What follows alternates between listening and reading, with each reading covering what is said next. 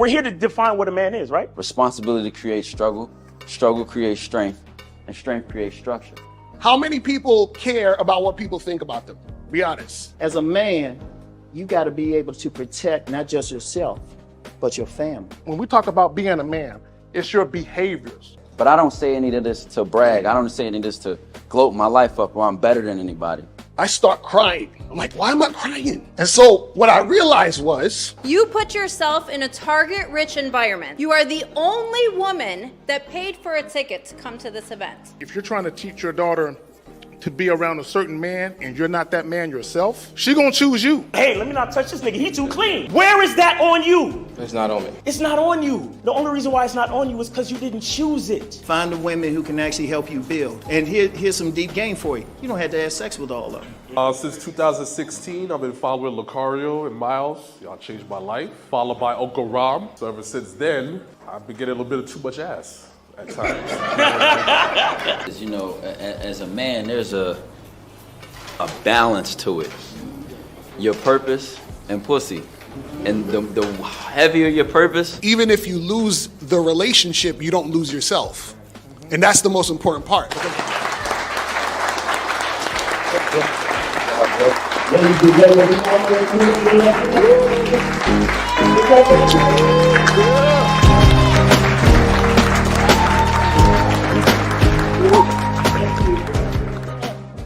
Click the link below and get your tickets to the Game Kings 2, The Definition of a Man seminar in Las Vegas, Nevada, Labor Day weekend, September 3rd, featuring Boss Mac Topsoil, Steve the Dean Williams, Mr. 1950, Afi Kingdom, King Dre, and hosted by Miles Cunningham and yours truly, Mr. Locario, the bad boy of the dating game. So make sure you click the link below to get your tickets today.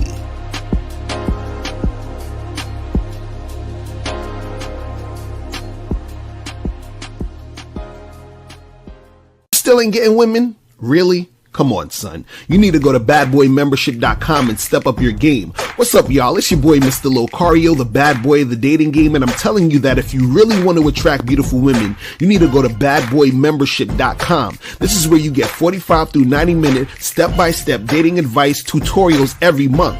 Just sign up, follow the advice, and you'll get the women you want. Go to badboymembership.com. That's badboymembership.com. It's your boy, Mr. Locario, the bad boy of the dating game, and I want to tell you about my documentary, Game Kings, The Definition of Game, starring myself, the Boss Mac Topsoil, Rosebud, Ron Wills, Miles Cunningham, and much more. In this documentary, you're going to learn about confidence, manhood, attracting women, and the definition of the game. To get this documentary, go to MrLocario.com.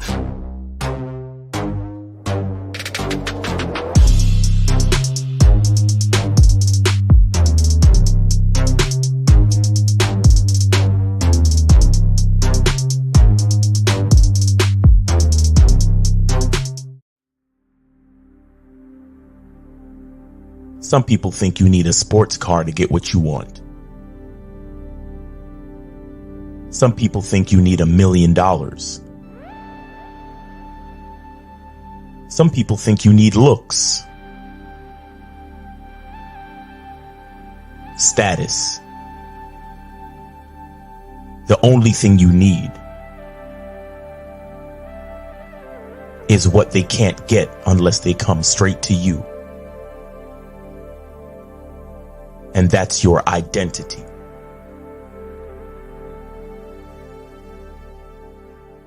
Join the Masculine Identity membership today.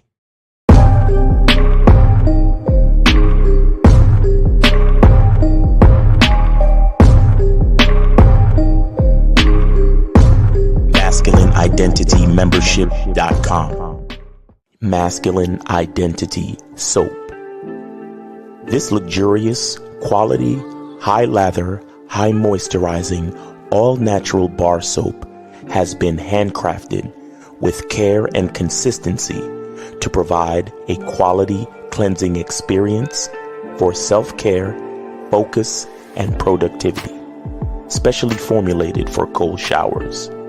Stay clean, gentlemen. Masculine Identity Soap. Yo, We here in the building. What's going on? What's going on? It's your boy, Mr. Locario, Miles Cunningham in the motherfucking building. What's popping? We are here, and the game's gonna be heavy as usual, man. Miles, what's going on, man?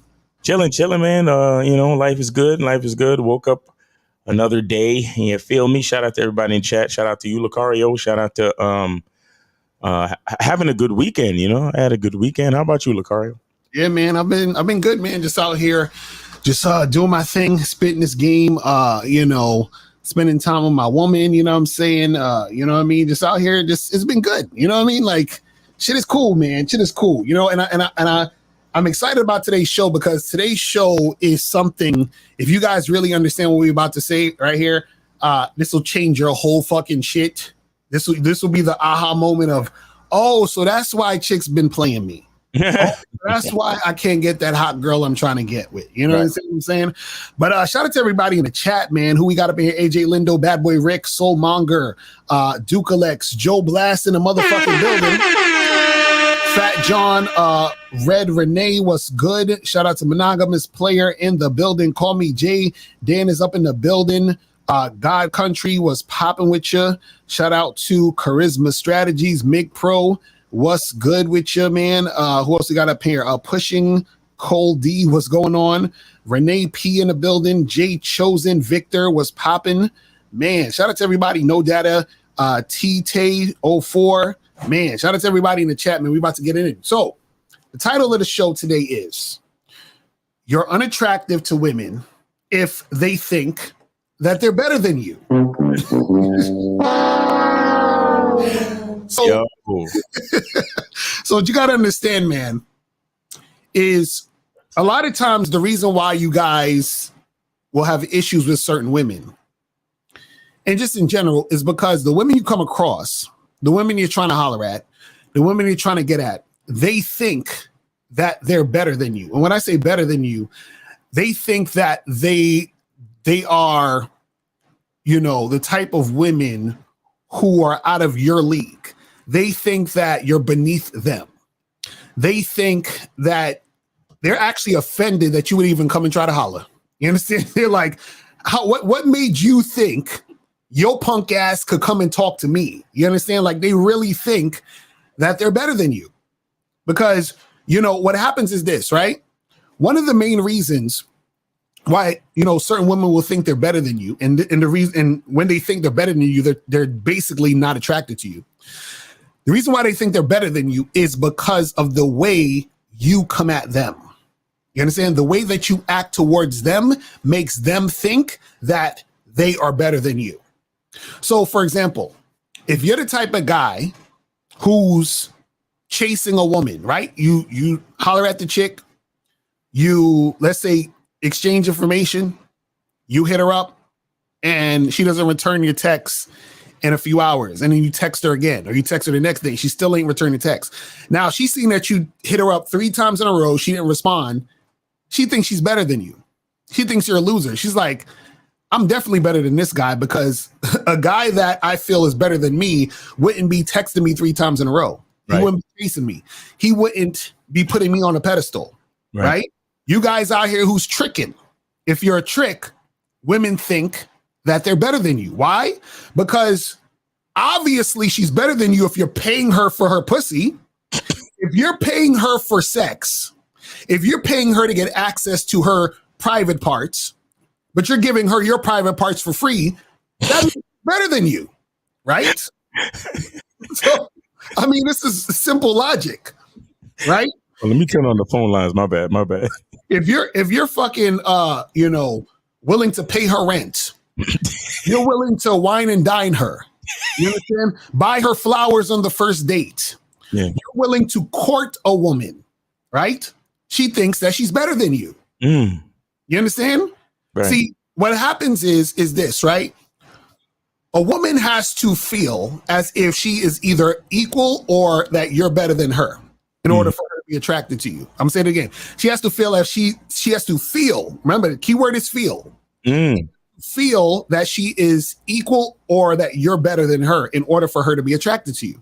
Right. And so what happens is that your actions will tell her whether she is equal or attract, or you're better than her in her eyes. Right now, someone being better or worse is, remember, it's not a fact, it's an opinion, it's just your perception, because nobody's really better than anybody else. That's just all, you know what I'm saying? Like, we're all human, it is what it is. But what happens is she has to perceive that you are better than her or equal level to her. And the way that you do this, right, is you have to fucking recognize your value. And then she's going to recognize your value, because then she's going to say, oh shit, this guy is on point. Because what's going to happen is this: you're not going to be chasing her. You're not going to be trying to kiss her ass and suck her butt. You're not going to be trying to fucking wine and dine her, right? So what happens is the perception is, oh, this guy must be better than me because he's not treating me like all the other guys that I'm better than. Right. You know what I'm saying? So Miles, what's your thoughts on this shit? Oh no, that's exactly right, man. That's exactly right. And I think this is an important topic, because a lot of guys don't understand what certain things mean. Right. You understand? A lot of guys don't understand that when a woman behaves a certain way, what she's actually trying to say to you. Like, I had a date recently, and we was coming up to the end of the date, and I moved in for the kiss. Now she didn't move, but she didn't pucker up neither. Right. She just kind of stood there like, right. And I was like, damn, this bitch ain't attracted to me. Right. But I was still going with the motions just to see. So I was like, yeah, so the next time I see you, you know what I'm saying? I'm gonna need you in the dress and some heels and shit. Then we're gonna go back to my place for some adult action. And then you know what she said? She said, well, the next time I see you, there needs to be food. What? She was like, there must be dinner. Right. And I said, well, what you can do is you can, come to the downtown area maybe an hour or two early and have dinner. Right. By yourself. And then meet me where I tell you to meet me. Exactly. Right. And then she was like, I was like, I'm just fucking with the situation. I'm like, let me see. Let me see where it's gonna go. Right. Let me see where it's gonna go. And she was like, well, And then I said, you know what? I'll let you know about Thursday. Right. Really meaning I'm not calling this bitch. Like, I'm not calling her ever again. Because and the thing is that I don't necessarily know if she thinks she's better than me. But if a woman is trying to demand shit, if you lean in for the kiss and she don't pucker up to be kissed, at least, right, then she's not understanding your value, or she doesn't recognize your value. You understand what I'm saying? And so these are all the things that I was picking up from this. I mean, mind you, the actual date was great. We was laughing, talking, joking. We enjoyed our time at the spot we was at. Everything was all cool. Like, we got along, to say the least. We got along. We definitely got along. But when it came down to where we're at, as far as moving forward, it's like, right. You know what I'm saying? And I think, and a lot of times I think guys are like afraid to even explore that. Right. Because a lot of, you see, that's why guys are afraid to move in for the kiss. That's why guys are afraid to try to set up the next date. That's why guys are afraid of telling women exactly what they want. Right. Because they're afraid of that awkwardness. Because I won't lie, there was a little bit of awkwardness when she started bringing up the dinner. There will be food, and I was like, I said to her, I was like, so what kind of dudes you be hanging out with that let you just demand shit? Exactly. Right. You know, and it was a little bit of, because again, like I said, this was towards the end of the date where I was trying to set the ground rules for a possible second meeting. Right. Like I said, up until then, other than that, the date was beautiful. We had a great time. We got along, laughing, talking, joking, whatever. You get what I'm saying? Right. But I'm saying a lot of dudes, they get to that point in a date where it's like, damn, now it's time to like lay down some rules or get to that section where she got to actually show what's good. Because a bitch will enjoy her time regardless. You take her to a nice place, you buy her a couple of drinks, it's a cool environment. She will enjoy herself. Right. But that has nothing to do with how she feels about you. Understand?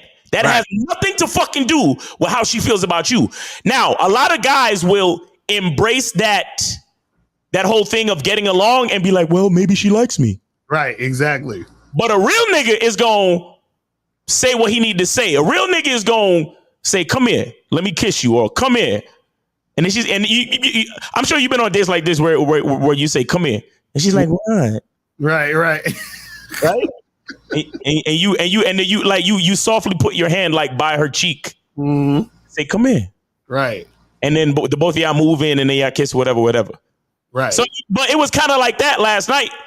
Well, not last night, like I said, recently. But it was kind of like that where I was like, come here.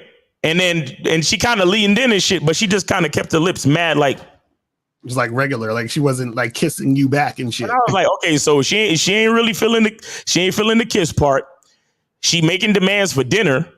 You understand what I'm saying? And again, even though it's awkward to the average nigga, but to me, it's like these are things I need to know before I waste my time. Exactly.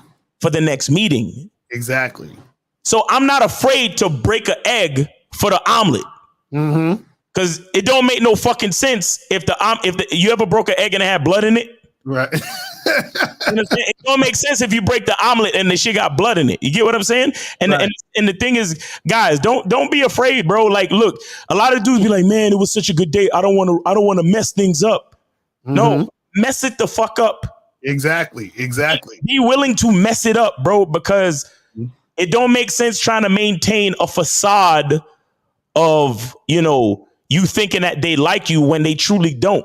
Right. And then you just waste more time. Because the thing is, there really isn't no messing up. The thing is, either she with it or she not. And you need to know, you know what I'm saying? Like ASAP. You know what I mean? And here's the part where the reason why I brought it up, where I kind of get the feeling that she think she's better than me, or because another part of this title or topic is that she thinks she knows better. Right. That's a fact. And a bitch thinking that she know better than you is just as bad as her thinking she better than you. That's a fact. That's real shit. That's real shit. You get what I'm saying? So here's the thing. So when she brought up the whole thing about food and dinner, she started saying, because we went out and had drinks. Right. But she was like, and I was saying, getting food is a little different. And she was like, well, it's not that much different from getting drinks. No. And I was like, well, because, I was trying to explain, and I was like, dinner is more of a time investment, right? Because you got different sections of dinner. You got entree, appetizer, you got a whole bunch of different shit. Like, well, it took time for us to get the drinks. She's trying. I was like, this bitch. I was thinking to myself, this bitch is lucky she's cool. Like, she's lucky we got along thus far. Because ultimately you just being disrespectful at this point. Right, exactly. You know what I'm saying? But it was the end of the date, so it wasn't no reason to like make it go left. It was just like, we're just on some back and forth shit. But I'm seeing everything that I need to see. Right, exactly. You know what I'm saying? And so guys, you and then ultimately between that and the whack kissing and the blah blah blah, I'm like, yeah, she's not attracted to me.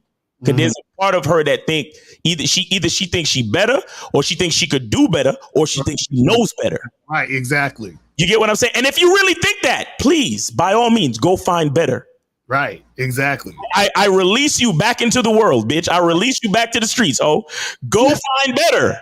Right. You understand what I'm saying? Go find better, please. I wish you luck. Like, sincerely, sincerely, I hope you find the place where you need to be. Right.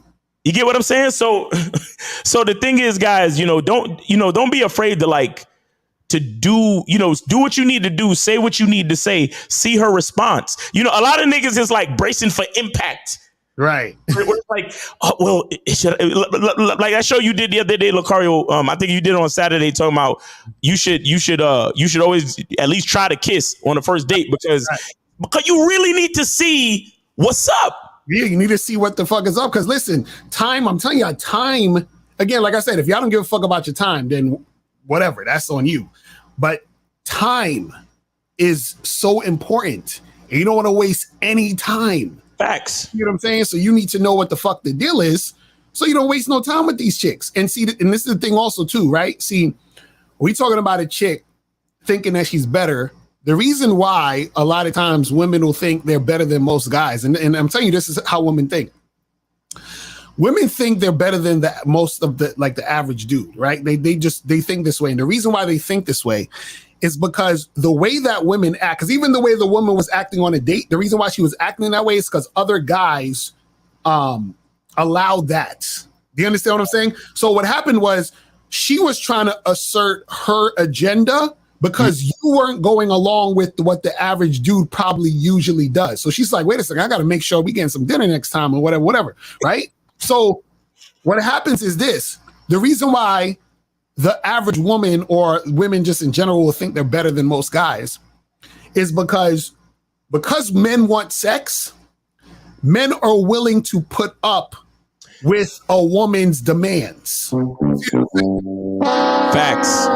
So men are afraid to lose the chick before they get sex, and women have an abundance of dick around so that they can always demand from average motherfuckers, right? So now the fact that she can demand from you, she thinks she's better than you, right? She feels, well, if you don't, adhere to my demands, then I could just get another guy who's going to adhere to my demands, right? You see what I'm saying? Right. And it makes me think to myself as a real nigga, how bad did this bitch think I really want her pussy like that though? Right. And that's the problem, because what sucks is see, when it comes to you dealing with women in general, right? A lot of guys, what they're doing is they're chasing the woman. Right. See, the thing is, you gotta get girls to chase you. Mm-hmm. What I mean by that is this: chasing doesn't mean you chilling, waiting for choosing signals and for chicks to approach you, like the nigga that called yesterday on the Real Game No Theory show. Yeah, idiots. Talking about how can I get these girls to approach me in the gym? That's not chasing. Right. A woman has to chase the experience she had with you. Exactly. So what that means is she has to interact with you. You interact with her by hollering at her in the street, going on a date, hooking up with her, whatever it is. And then from that point, you have her come towards you. But in order for her to come towards you, that means you can't be chasing her, which means that you have to have a stance on something. She values you and she's coming for the value. Yes. She can only value you because you value yourself. You know what I'm saying? I want to say something, Lucario. A lot of guys think that once you get with a woman, that paradigm that you just explained, Lucario, is over. Right. And that's where they fuck up. That's not true. That's not true. Because I got situations, I got relationships I've been in for years. And just based on the interactions, the text messages or the calls or just simple behaviors, you see that after all this time, the woman is still choosing you. The woman is still like, she wants to be in your presence. Like she's checking on you. She's buying you shit. She's doing shit for you. And you realizing that consistency and that ability to maintain that level of trust. That's what inspires her to always choose on you, like always wanting to be a part of what you're doing and always checking in with you and everything like that. And that's why I be trying to tell niggas, like, I've been getting this question a lot lately in my discords in the morning, in my lives in the morning. Niggas is like, so if you married, do you still need game? And it's like, guys, like, y'all gotta understand something. It never fucking stops. Exactly, never. It never fucking stops. You want a woman to be choosing you, choosing on you, choosing your direction, choosing whatever you got going on, even after you've been married to her for years. Exactly. You understand? Because in life, there's always a choice. Always a choice. And this is why, like, me personally, I can't stand things like marriage. Because in the mind of the average person, marriage is a finite thing. It's like we've arrived and we're done. We've got to this point and it's over. Let me tell you something. As long as there's blood coursing through your fucking veins, it's never over. Exactly. So this is why I don't give a fuck about marriage. What I'm looking for is for a woman to choose me every fucking day. Facts. That's a fact. That's a fact. Whether we're married or not, I just need you to make the fucking choice. So when we wake up tomorrow morning and I text you or whatever we got going on, we got date night coming up on Thursday or whatever it is. You showing up to date night that Thursday, that shows me that we still good. Exactly. We're not good because there's some fucking piece of paper down at the courthouse saying, well, such and such is married to such and such. That don't mean shit. Exactly, because you could be in a marriage and you slept on a couch last night. Exactly, with your bitch ass. Because real niggas don't sleep on the couch. That's a fact. And that's the problem with the average motherfucker. It's like, oh, well, we're married now.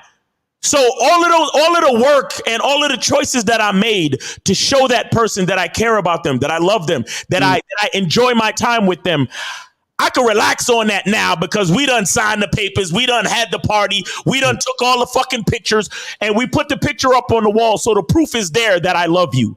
Right. Exactly. No, bitch, I need you to prove it to me every other day. Every day. When I wake up and I choose you, I'm showing you the same thing. Exactly. Exactly. When I say to you, date night is on this night, and we're gonna show up and we're gonna go out, we're gonna have a good time. That is a choice. That's not an obligation. That is me actively choosing to say, I fucks with you. Right. Because it's you, not because of some piece of paper written down somewhere. Right. Or not because I'm trying to prove something to my family, or not because I'm trying to save face. Because you understand what I'm saying? And that's the problem with a lot of this shit. So the thing is, we ain't trying to save face. If we had a good date, I still need to know how you truly feel about me by the end of the date. Exactly. Right. So if you think you better than me, I'm not fucking with you. Exactly. That's a fact. That's a fact. Real shit. Real fucking shit, man. And I'm telling you, because even the funny part is this, because we talking about, the woman's supposed to be chasing you, right? So we talk about the vetting process. We say, listen, you meet a chick, you understand? You just smash for the first 3 months or something like that, right? You might see her once a week or something like that, right? The vetting process is set up for the woman to chase you. Yes. You understand what I'm saying? It's set up that way. She gets an experience, then you let her go, and she's thinking about you for the next time you get the experience. Then she might be hitting you up during the week. Hey, what's up? Just thinking about you. What's going on? That's her chasing you. That's her trying to get back into contact. When you're dating that girl and she says, so what are we? That's her chasing you. You see what I'm saying? She's chasing the relationship. You see what I mean? But what happens is the reason why she's doing that is because she feels she's equal or she feels you're better than her, which is why she's chasing that value. Right. But as soon as you start to fucking chase her, checking up on her, you do stupid shit like, oh, let me check your phone. Yo, who is the niggas you was talking to? Why you liking niggas' pictures on Instagram? She already knows she better than you. Already. It's over. So it's like you're chasing her. You're fucking running after her. You're worried about what the fuck she doing. You're trying to tie her down. All of these things show her that she's better than you. And this is why women end up like playing these guys or fucking, like doing bullshit with these motherfuckers because she's like, wait a second, you're doing what I'm supposed to be doing. Right. You're acting like how I'm supposed to be acting. You're chasing me when I'm supposed to be chasing you. Like imagine you walked outside and you saw LeBron James and he ran up on you for your autograph.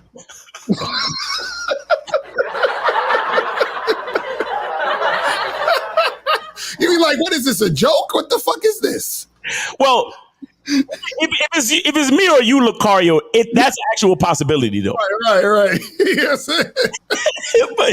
but if you just an average regular nigga and you an average regular nigga, and LeBron is asking you for your autograph, you're gonna be like, like what? Hold on one second. Hold on, let me see if I can merge these joints. Nah, it's not letting me. All right, so 267, you on live with Lucario and Miles. Did you donate? Yes, sir, Miles. I donated $5 to your Cash App. All right, hold on. Let me make sure. What's the name, homie? Driz, WP. WG? What the? Oh, there you go. Got you. All right.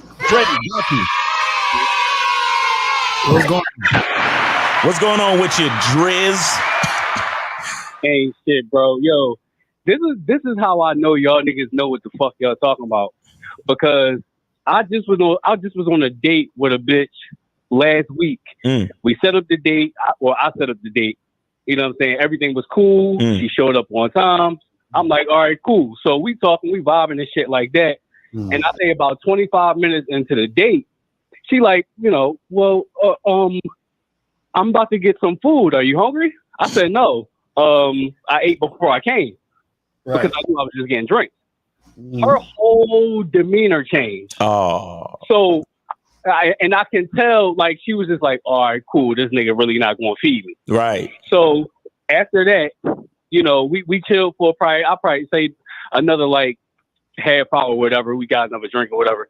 So I'm walking her to a car. Yeah. Mind you, before we walk to the car, we still having good conversation and all that, but I could tell her demeanor changed. Right. So I walk her to the car and I'm like, all right, well, give me a hug.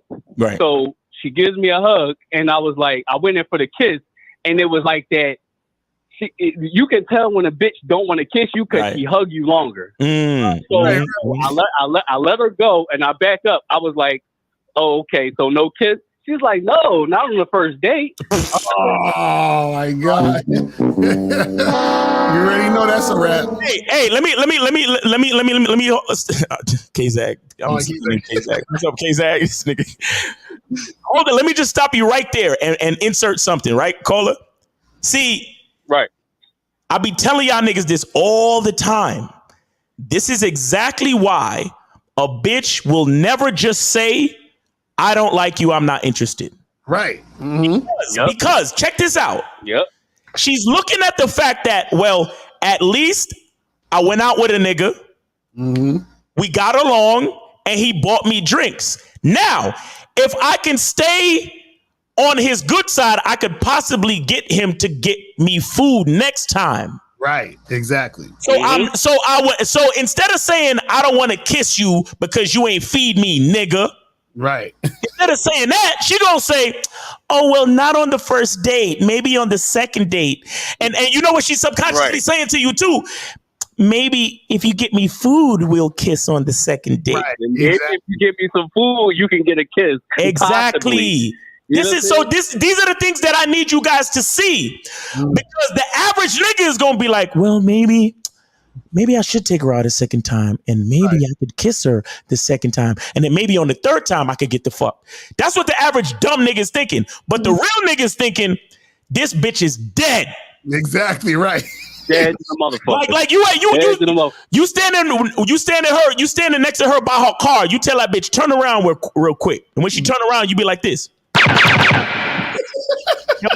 and fucking just lay and then open up the car door and push her dead body in the fucking. You know what? Let me stop saying that because literally, figuratively speaking, guys. This is what I'm saying. Figuratively speaking, you putting a hot one right behind her ear so she don't suffer. Right. But she's dead, bro. She's charged to the game. She's done. That's what Lucario said on that other show. Yo, go ahead, move in for the kiss because you need to see what she really feels about you, bro. Because we don't need to waste no more fucking time with these hoes. Exactly. That's a fact. That's a fact. Great. And the crazy part is, like, after that, it was probably like the next day. I was just like, you know what? Let me see. Let me see what the fuck she say. Let's check her temperature. Right. So I text her. I'm like, hey, when's the next time you're free so we can meet up again? Right. So she was like, well, I'm free on Saturday. This was on Monday. She's like, I'm free Saturday. Then I was like, okay, cool. But by the way, next time I see you, I'm going to need to know that you're sexually attracted to me because the first time we linked up, there was no type of, you didn't give me a kiss or anything like that. Right. So then she wrote back. She was like, well, you're moving too fast, blah, blah, blah, blah, blah. I'm like, she said some other shit, and then I didn't respond after that, because then I was like, all right, cool. She ain't feeling me. I'm going to move the fuck on. Right. And you see, and it's a good thing you mentioned that too, because she see, when you're direct with these chicks and let them know, they got to show their hand. They got to. She was like, because basically what's going to happen was she was going to fucking have you go out with her again, and then it would have been the same bullshit. You know what I'm saying? It's like, what the fuck are we wasting time for? Yep. I'm telling you. And imagine you didn't try to kiss her on the first date. And then you was like, I'm gonna wait till the next date because I don't want to whatever. You waited till the next date and you took her out twice and got the same response. Ridiculous. Yeah, exactly. But you know what, Paul? Thanks to y'all, I recognize the signs and I recognize what was going on at that moment. So I just want to thank y'all and give y'all your cigars. Yes, sir. And I appreciate y'all. Yes, sir. That's what it is, man. Yeah, appreciate you, man. Appreciate you for calling. See, I want to say this too, man. Guys, listen. Guys like us, anyway. I don't know about the niggas y'all hang out with. I don't know. 678. Just hold on 1 second. 678. I think this is Efosa. Hold on 1 second, bro. I want y'all to know something. Guys like us, like you may have friends that'll clown you if the girl say she don't like you. All right. Guys like us would never do that to you. Guys like us will clown you if you told us that the girl gave you indications that she don't like you and then you took her out again. Exactly right. We'll clown you for that. But see, because here's the thing, a lot of niggas, they roll with niggas that, you know, if you say, let me go try to get that girl's number, and then he don't get the number, your friends will, nigga, you corny, nigga, you ain't got no game. That's why you ain't get her number. Right. You come back to us and you say, yeah, I ain't get the number. And then we'll just be like, yeah, she probably wasn't feeling you. Right. Exactly. And that's it. And I swear to God, and that's why I always loved hanging out with like, when, you know, coming of age and learning the game. Me, Lucario, and the cats we hung out with, we never shitted on each other for not getting the number. Exactly. We shitted on each other for doing dumb shit. Exactly. Right. So I say that to say, watch your friends. Watch your friends, because truth be told, we probably give a fuck more about you than your bitch ass friends do. But anyway. Anyway, we got 678. 678. What's up, man? I donate $5. All right. I got the donate. My nigga sent the donation in at like 2 a.m. So yes, sir. We got you. For so go ahead. I think it was like $5.10 too. Appreciate you, brother. Go ahead. $5.03. $5.03. My bad. It was like 12.23. Right. Yeah. 12.23. Yeah, you're right. But anyway, what's on your mind, brother? What's going on with you? So my question is that, like this, like. Wait, all right, hold on. Wait, I'm sorry. Hold on. Efosa, hold on 1 quick second. 513. I'm gonna need your phone to be on mute, brother, so we don't have to get all that background noise. All right. Go ahead, Efosa. A lot of these dudes on the internet, especially black dudes, they be saying that, if you're a black man, you had to make more money to get with women. Especially number like you gotta make more money. And that's bullshit. When you're a black man, you had to like do some extra shit. They think that black man nobody fight, but here's the thing. But you had to do some extra shit. But this is black man do not play the same rules as non-black man. I don't agree with that. That's some bullshit. Right. All these internet guys, all these black dudes giving you bad advice, telling you had to do some extra shit to get with women. Right. And it's ridiculous. You folks, you already know that's a bunch of bullshit. You know what I'm saying? Because look, you got real world experience. Fucking with these women, you know what I'm saying? Like, understand, like a lot of times when you hear shit like that and it sounds ridiculous, because those guys don't have real world experience. They're theorizing. They think about what it might be, and that's why they sound foolish, because they don't actually have real world experience. You see what I'm saying? So a lot of people who don't have real world experience have never been in these situations. They think they know how it goes, but they don't actually know how it goes because they've never been there to know how it goes. Right. Yeah, but I have a date. I had a date with a chick. You know what I'm saying? Okay. And like I tell you something. She is an excellent cook. Okay. I'm telling you, like, you gotta have a day of women, and she's an excellent cook. Like, I mean, you cook like a chef. Like, yeah, have you ever did a girl like that? Yeah, but what's your question though, bro? But here's the problem: is that most of the girls I've been with, they cook for me most of the time. But that particular female, she doesn't do casual sex. You know what I'm saying? Like she tell me that she want to wait until marriage, or she's only dating guys. Okay, so what's your question? Hey, so Ifosa. You know who you called, okay? You got to ask us a question, or else we can't spend the whole day listening to your story. What's your question, sir? Okay, my question is that, like, she actually cooks. So should I stick around with her because she actually cooks? Because she can cook. So should I stick with her around for cooking? Fosa, what do you want from this woman? You want her to be a chef? I mean, she can cook. I mean, she can cook. You know what I'm saying? I love her cooking. Ifosa, what do you want? Do you want food or you want sex? What do you want? Both. You want both? Okay. Is she willing to give you both? Yes or no? No. Okay, leave her the fuck alone. Do you have another question? Is that simple?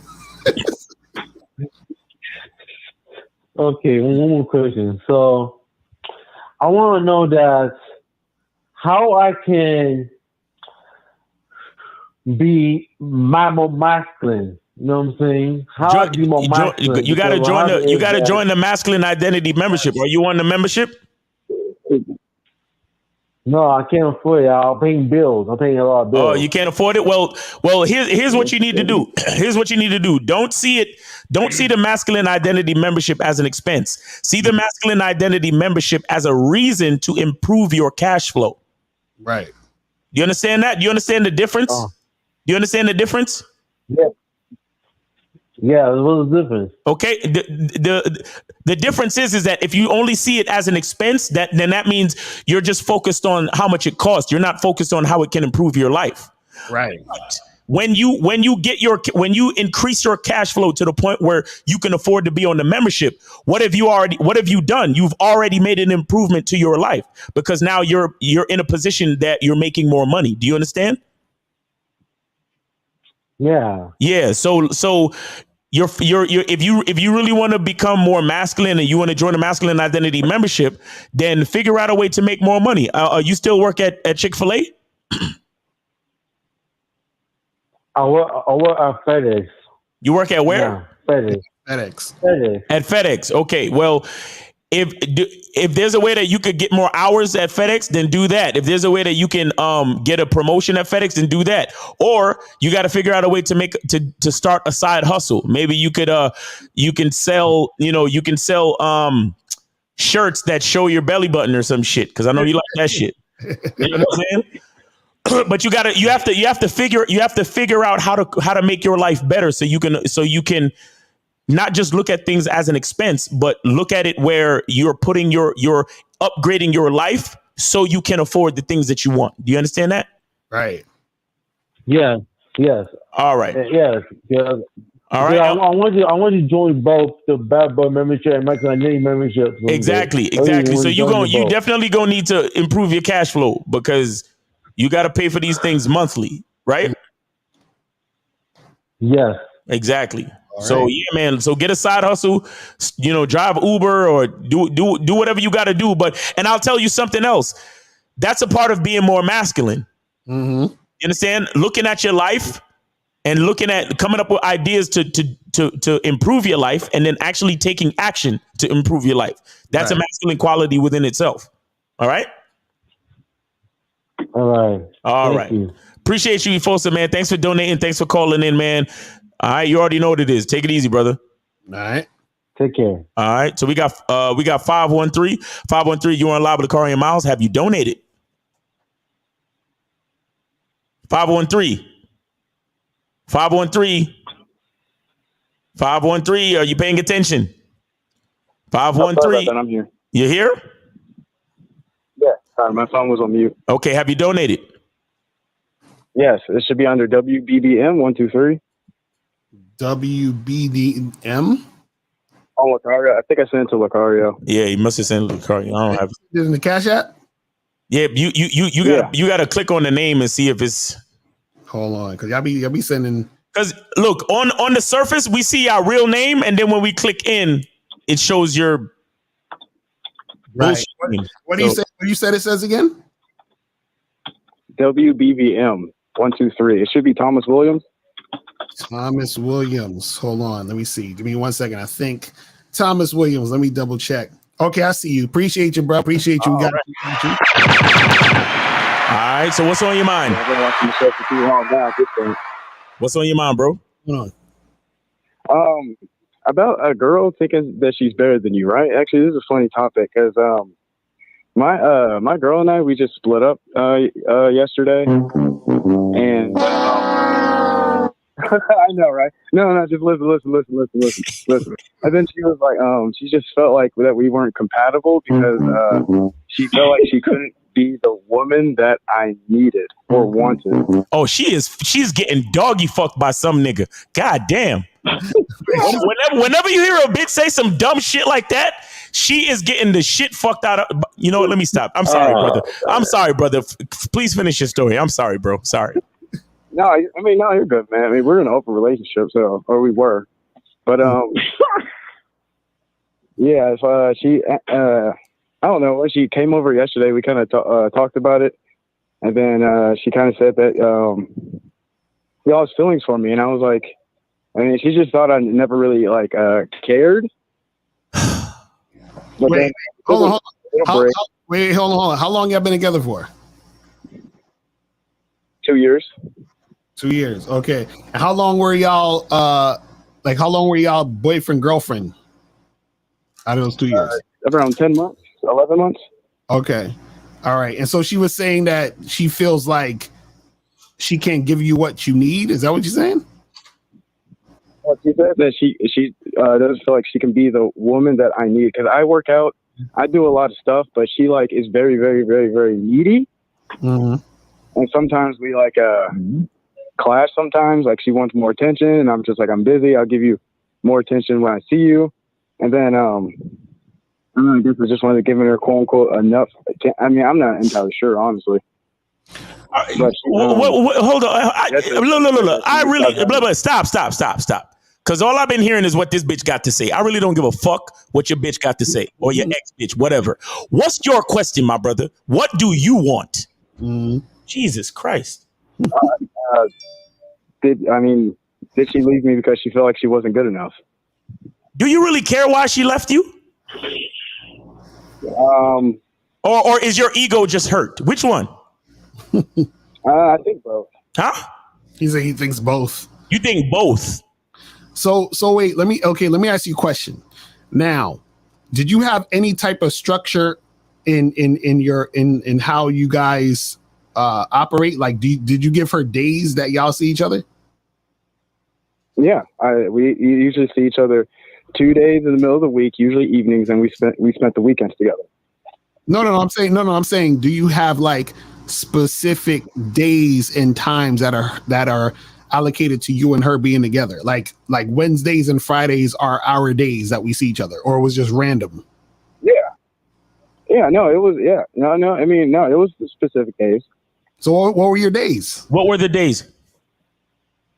It was Tuesday and Thursday we saw each other evenings, and then we spent the weekends together, which was Saturday and like half of Sunday. And that was usually our regular schedule. And that was consistent.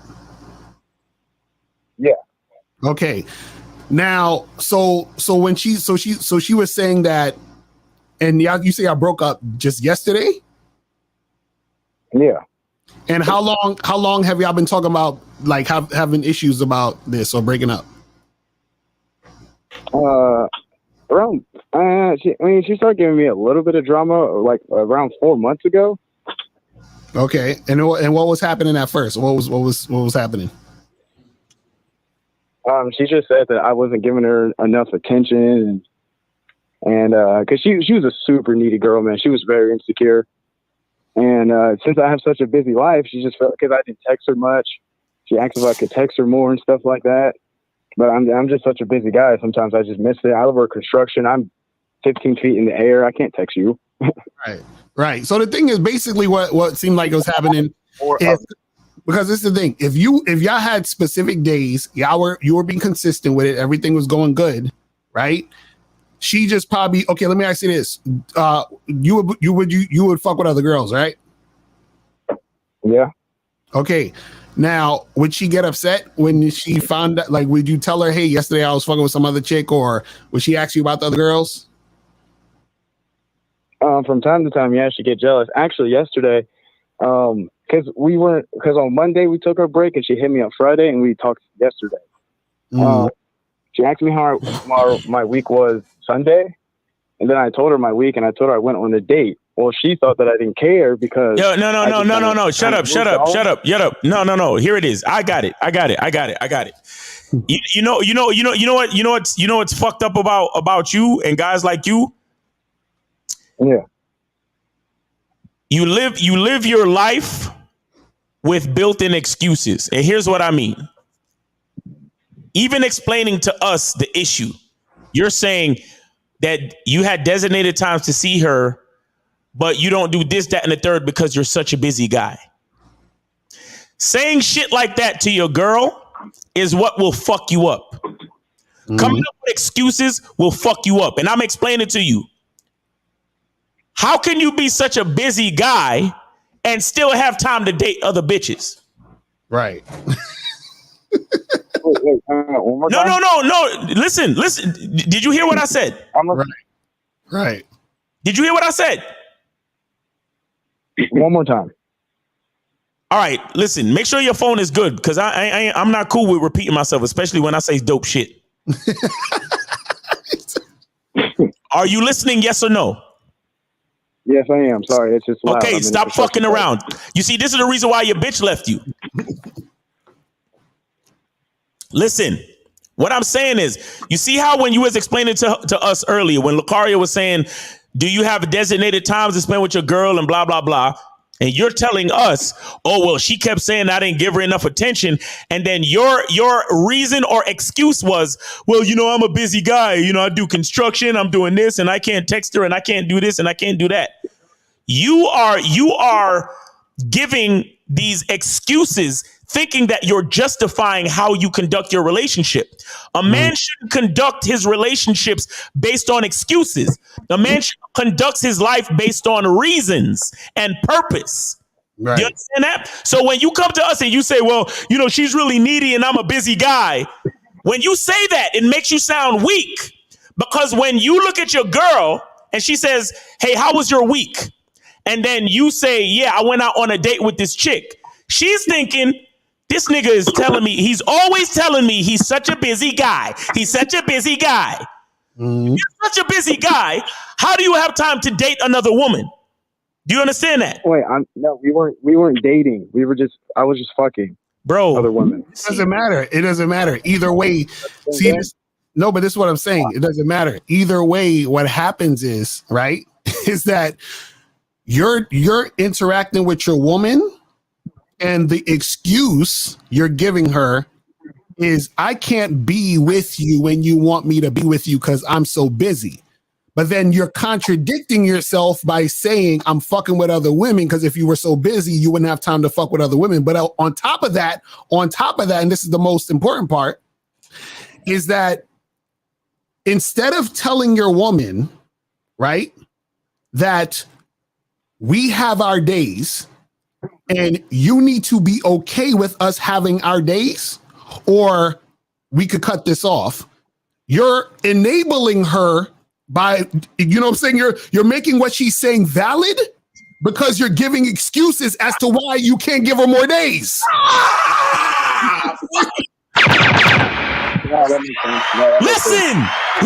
Listen, let me tell you something, caller.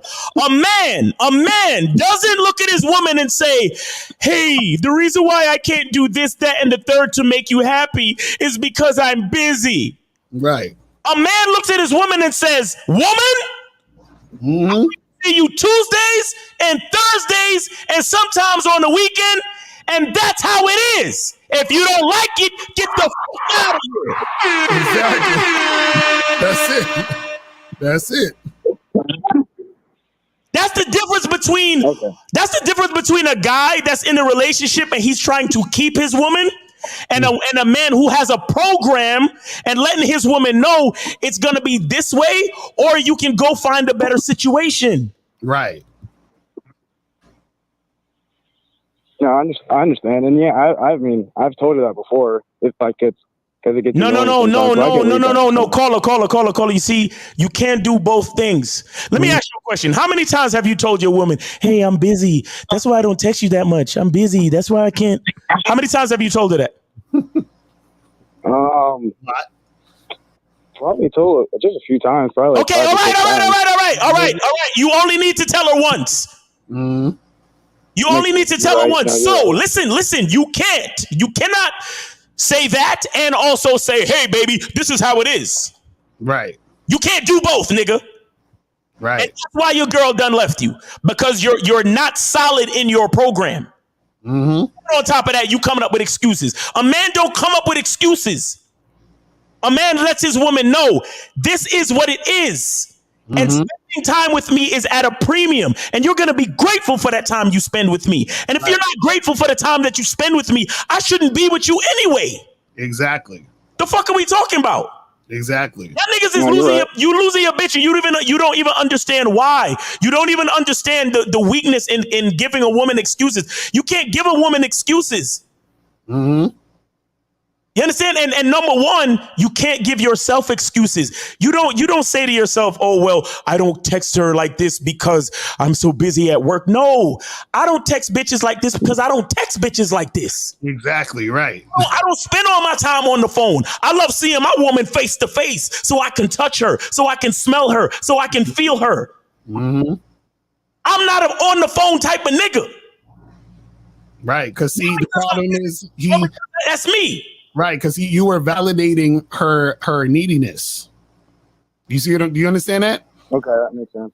Right, you can't do that. I get it. Now you guys are right. Right. So yeah, so just understand, just stand on your shit, bro. That's the issue, is that you got to stand on your shit, because as soon as you don't stand on your shit, then that's when shit gets shaky. You see, and I'll say this to you too. I'll say this to you too, caller. A lot of times, men believe that. Like giving a woman those excuses and those reasons means that you're kind of empathizing with her. Like, "Hey, baby, I really wish that I could text you more, but I just can't because, I'm busy like that. But I understand you, baby." And that's not a good thing, because a woman is she's not really looking for a man to empathize with her, because men and women are not equal. And a woman is looking for leadership. So what she was really looking for you to do was to elevate her mind and to say, "Listen, the time that we spend together is beautiful. It's something for you to cherish. It's something for you to be grateful for. And the time that we're apart and you're missing me, that should be making your pussy wet. And so when daddy comes over,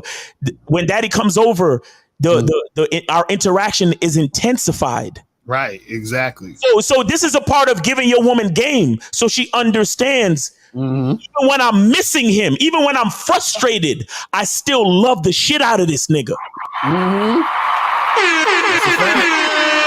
That's a fact. But when you sit there and go, "Oh, well, I'm busy and I can't do this and I can't do that, but I understand how you feel, honey. I just can't." Now she's looking at you like, he's just as weak and emotional as I am. Right. And then she comes at you with the, I don't think you really care about me. What she's really saying is, you don't know how to lead me. You understand? You don't know how to elevate my mind so I could truly understand your mission. Right. Because you should never, ever, ever, ever, ever, and this goes for all you guys out there, never, ever fall into a woman's feelings. Because a woman's feelings, that shit's going to take you on a whole nother thing that you don't need to be at. Because remember, her feelings are based in nothing. Do you understand? Okay, because I want you guys to understand something. See, there's a difference between, and I was actually doing a conversation about this earlier. There's a difference between you actually doing something wrong and she feels a certain way, and then her feeling a certain way just because, right? You have to understand the difference. Like, if I was supposed to do something that I told her I was going to do and I didn't do it and she feels some type of way about it, you know what? My bad. I apologize. You know, let's make this better, blah, blah, blah, right? But if you told this woman, listen, we're in an open relationship. I fuck with other women. Your days are Tuesdays, Thursdays, and on the weekends. If all those things are happening and then she's still feeling a certain type of way, don't fall into that. Don't fucking validate that. Don't start, oh, you feel that. Well, listen, I'm so busy. Don't start to make excuses for that. She's just feeling how she's feeling, but then you're falling into going down that path. Facts. You see what I'm saying? You're not supposed to do that. You're never supposed to validate irrational feelings from a woman. Never. Ever. Because every time you try to validate that, you're basically telling her irrational feelings are right. And then you know what's going to happen? She's going to do more of that. You know what I'm saying? Because she sees that you're responding to it. Right? So like Miles is saying, it's like, listen, we see each other these days. If you good with it, cool. We could keep doing this. Right. If you're not, you could go. That's it. That's it. That's all you got to do, bro. You know what I'm saying? All right. So, I mean, hopefully, I don't know if you could get her back, bro, because we're not really about that over here. You know, if she's your ex for a reason. But I want you to learn from that. You understand? Learn from that situation. So the next time you with a chick, you're not going to validate her feelings. You're going to encourage her to be grateful for what she does get from you. Right. You understand? Because you understand your value. You get what I'm saying? Yeah. All right. Can I ask one more question? Yeah, go ahead. And hold on. Wait. How much did he donate, Lucario? $5. Come on, bro. No. Seriously, that all that game we just gave you, that's some heavy shit, bro. I really suggest once you get off the phone, you donate some more. But go ahead. What's your question? Yesterday when we were talking, right? I'm feeling like a panic attack for some reason. Wait, what? Who had the panic attack? Her or you? We were like talking about the relationship and shit. I like all of a sudden I got like really, really hot and really, really nauseous. You? And wait. Hold on. Wait, caller. Wait, please hold. I'm trying to make sure I understand correctly. Who got the panic attack? Her or you? Me. And you did this in front of her? This was like out of the blue. Okay, all right. Go ahead with your question. And then I was like, it was just like a minute and a half of me just feeling like super, super bad. I have reason to believe that you are suffering from chronic Mitch dependency. Go ahead. So for a minute and a half, you was breathing hard and okay.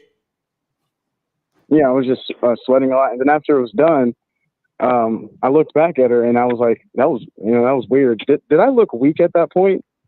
You're asking us? Yeah. Wait, hold on. So, okay. So you said you had a panic attack. You said you were sweating and you felt hot? He was breathing hard. You was breathing hard? Okay. And so why do you think that happened? I don't know. Okay. And so you're worried about if that made you look weak? Yeah. I mean, probably, but it doesn't matter at this point. You know what I'm saying? You just need to figure out what is triggering you to make you feel that way. You see what I'm saying? That makes sense.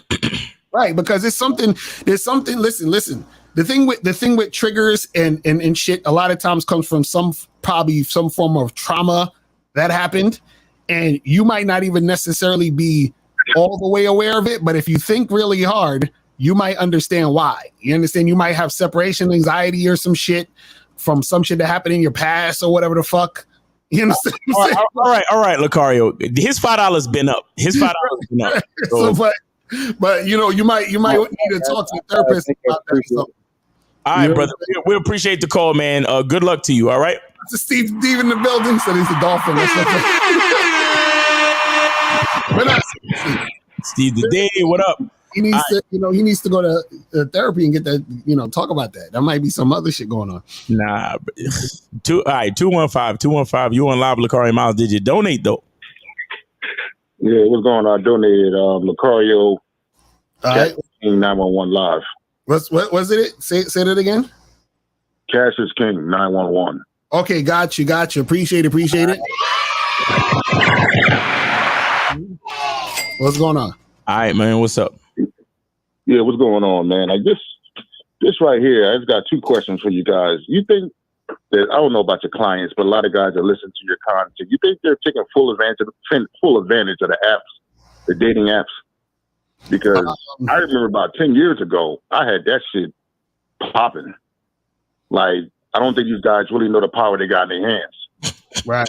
No, I agree. I don't think they are. You know what I'm saying? Like, and if they was, there's so much women hooking up, dates, could get a girlfriend, whatever, off a dating app. You know what I'm saying? Lucario, it was so bad, bro. Like, it got to the point that I would literally go on the app on my days off and meet a chick that day and be talking to her that night. No dates, no drinks, no nothing. Right. No. I mean, like, it's a numbers game. These guys, and my last question is, you think it's a lost art with having a Chris mouthpiece? Oh, yeah. Some of these guys, they talk like they soft as cotton. These motherfuckers, man. Well, yeah, the thing is, is because dudes aren't out here talking to women. You know what I'm saying? Like, this is what people got to understand. Anything that you do over and over again starts to become second nature. So you're not even thinking. It's almost like you're on autopilot. The shit just flows naturally. Like, even for example, I tell people all the time, when me and Miles do these shows, we don't fucking take notes. We don't fucking think about sometimes Miles don't even know what the title is. He just comes on and then we just start spitting. You feel what I'm saying? Like, we just come up with the title and just start flowing. And the reason why is because we've been doing it for so long. Right. You understand what I'm saying? So it just comes naturally. You know what it is? My bad, Lucario, but you know what it is? I see how you guys operate. I watch the content every day. You know what I'm saying? Because I got my other shit going on in here. And that main thing I see, like, one thing I used to do, like, when you guys wear the shades, every time I met a bitch out in public, when I had shades on, she couldn't even see my eyes. I was already putting that, you're not intimidating, bitch. You're inferior to me. Right. I don't play these games. I look at the chick, I'm listening to what she's saying. I'm going off that vibe, but when she in my presence, I don't give a fuck what she thinks. Right. There's only two things going to happen. She's going to say yes or no. I don't have this innate being scared. Where the hell is this shit coming from, bro? Right. Well, a lot of it's their mindset, bro. That's it. That's really it. A lot of dudes, it's their mindset that causes them to have the reality they have. It's really that simple. If they change their mindset, they'll have. It's bad, Lucario. I didn't know it was this bad, bro. Oh yeah, well, it is what it is. You know what I'm saying? Yes, sir. Bad, bro. But you guys, God bless you guys. Good, man. Y'all got some patience. That last caller, God damn, y'all got some patience, man. I ain't got it, bro. But keep your family, brothers. I appreciate you, brother. Take it easy, man. Thanks for the call. Thanks for the donation. Appreciate you. Yeah, man. All right, we got any more calls or no? Now we good for we good on calls for now. So let's go to some of these questions. No. I want to say something real quick. Something that came up on my live this morning. And somebody asked me a question about how to not let ego fuck with your with your decision making when it comes to women and whatever. Right. And this message came to me while I was talking. I was talking about consistency and confidence and this, that, and the third. And I was saying that, okay, there have been times where I said on these shows that there are people out there that they make a choice. They choose, say you got choice A, you got choice B, right? They choose choice A, not because they really want choice A, but because they're afraid of what might happen if they choose B. Right. Okay. And what that leads to is your intentions are then disingenuous. So the outcome of your actions to unfavorable outcomes. Yes. Right. We get that, right? So now we was talking about, I ended up talking about how people run to self-improvement. But here's the thing. And I think it's something that a lot of people, especially a lot of the people who are in our audience and in a lot of these other audiences, whatever pill, whatever you subscribe to, passport, whatever the fuck you trying to do. Here's the thing. A lot of people run to self-improvement, not because they're trying to improve themselves, right, but because they hate who they are now. Right. And the problem with that, it's just like choosing A, not because you really want A, but because you hate B or you're afraid of B. So what are you doing? You're running to self-improvement, or you're getting on all these podcasts and listening to all this shit, not because you really want to improve who you are, but because you hate who you are now. Right. That's not what it's about. Self-improvement is about appreciating who and what you are at this moment and saying to yourself, I want to learn something to enhance or make it better. Right. And so many of us are not doing that. So many of us are doing shit because we hate other shit. Just like a lot of these cats, they get on these podcasts that feature women and this, that, and the third. And then they jump on their fucking OnlyFans the next day. Like they hate on these women, but then they jump on their fucking OnlyFans the next day. Right. And so I want guys to understand this shit, man. We gotta start with gratitude. We gotta start by loving who we are. We gotta start by accepting where we're at now. If there's something that you hate, you gotta fix that hate first before you try to self-improve. Because what you're doing at that point is not really self-improvement. You're making a choice because you hate something. Right. Doing anything out of hate or fear is because you said it just a little bit earlier, Lucario. When a man does anything out of hate or fear, the outcome usually is not good. Right, exactly. See, here's the thing, and for I don't know if anybody really cooks, right? But let's just say you making something like a soup or something with a stew, right? Like any of my Jamaican people, if you making some curry goat or some curry chicken, or you making some brown stew chicken. Now, when you making stuff like that, there's a gravy to it. And before you finish cooking, you dip the spoon and you taste the gravy. Right. And you say, it tastes good.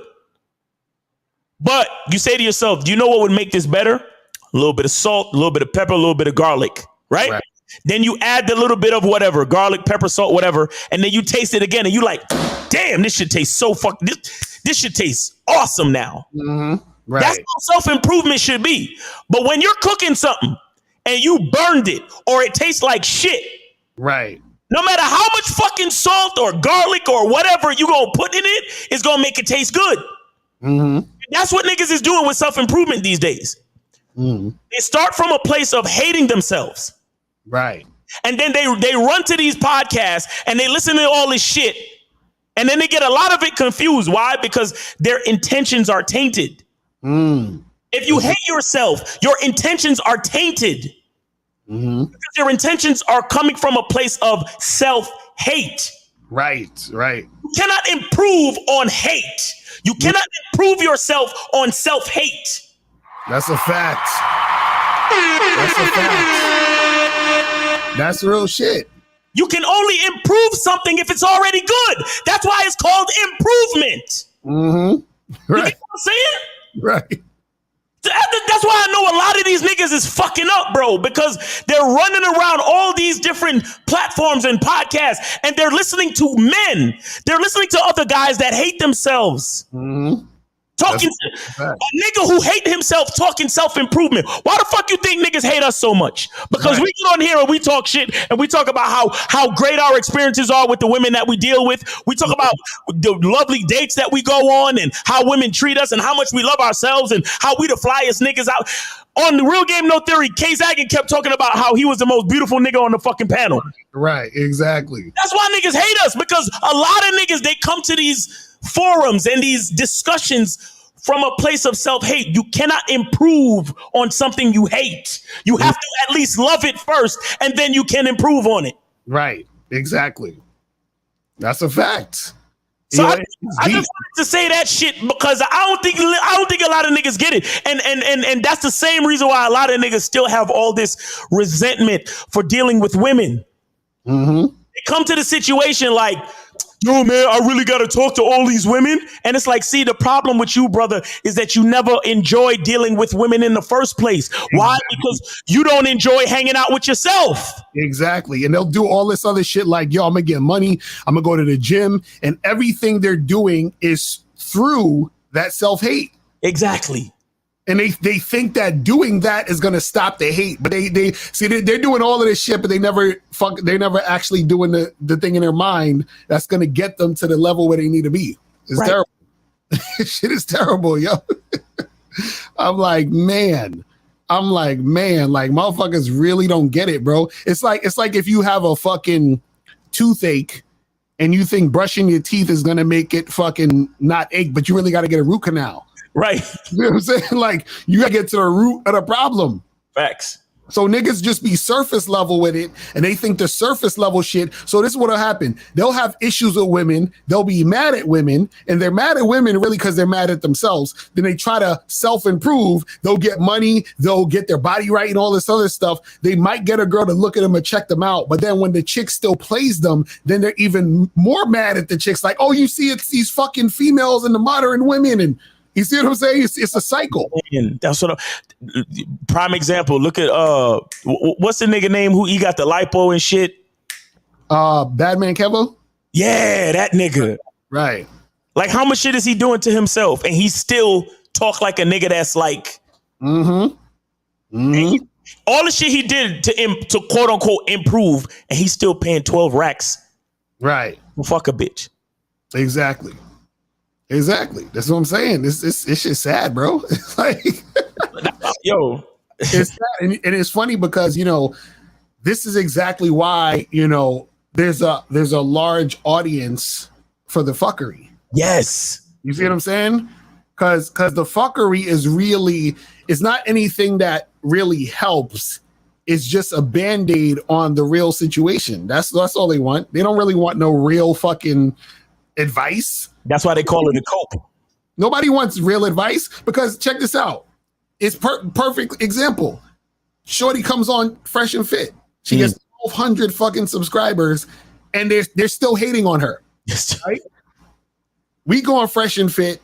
I don't see the 1,200 subscribers on the fucking. Not even fuck the membership. Not even on the fucking YouTube. Not even on the YouTube. You know what I'm saying? Not even on the YouTube. You see what I'm saying? We might get 12, not 1,200. 12 new niggas on the fucking new subscribers from being on Fresh and Fit. So niggas would rather hate the chick and then pay the chick versus to pay to improve their mind to be able to attract the chick in real life. Ain't that some crazy shit? But bro, if that's not self-hate, then what is? Right, exactly. That's the crazy. I was thinking about that the other day. I was like, niggas would rather shit on the girl behind their screens, right, than pay to watch the girl versus improve themselves to become what the girl wants in the situation, so they don't have to fucking pay the girl, and they could actually have sex with the girl in real life. It's crazy, bro. It's crazy. That shit is hilarious, man. Like hilarious. But anyway. Let's get some of these questions real quick.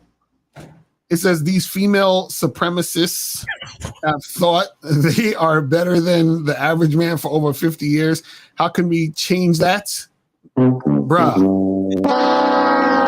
This is not questions like that, no. This is not no fucking man against woman shit. This is not no fucking, red pill type of shit. Excuse me. See, when I tell you guys that the women think they're better than you, that title's not even about the women. That's about you. That means that they think that because you're acting a certain way. See, you're saying, what can we do to change that? You change yourself. That's how you change it. Right. See, this is the thing. If you want women to change, you got to change. It's that simple. You have to change. You see what I'm saying? It's not about fucking sitting there and pointing the finger. Well, you ladies, you should take accountability. Like, no. We're not with all that shit. It says, should she at least see you as an equal? Yeah, that's what we're saying. It's like equal, or she sees you as better. She should see you as. You know what I'm saying? I don't. Men and women are not equal, bro. Oh yeah, they're not. But she needs to at least assume that though, because if she assumes she's better than you, oh, it's a wrap. And you know what the funny part is? You ever been with a chick who you know she thinks she's better? You'll be having a conversation with her, and I'm just like, oh, this chick actually thinks that she's better than me, and I feel bad because I'm like, what did I do or what happened in this conversation that made her think this? I'm like, this is interesting. Yeah, I did. What did I do? How did I present myself? What did I say? Yeah, like, what did I say to make her think that, you know what I'm saying? Right. and if I try to go back through the conversation and I'll be like, well, if it wasn't me, then it had to have been some of these previous niggas she been fucking with. Yeah, because something like she just came from another dude thinking I'm the same as them. Because this is crazy. I'm like, what's going on with this shit? And see, this is the reason why, and this is the funny part. This is the reason why guys think stupidly that they shouldn't validate women, right? But that's not what it's about. See, you trying to not validate women is already putting her on a pedestal anyway because you're pretending to be some guy you're not. Yeah. You see, this is the thing. The problem with, and this is why it was so hard for guys when it comes to guys in the pickup artist community, because what the pickup artist community did was they tried to get guys who have no game to pretend to be guys with game. And you can't do that. You see what I'm saying? So the problem is that even if you're trying to act like the type of, because, you know, like dudes would be like, yeah, bro, you got to not validate her and ignore her and pretend that you don't really like her like that. And the fact that you're doing all these things is, in fact, you putting her on a pedestal anyway, because you're pretending to be someone you're not to try to make her think you're that guy. You see what I'm saying? So even if you were to trick her into this, it's not going to last long because the real you is there. She's gonna be like, first of all, half the time she ain't going to believe you anyway because you're not that guy.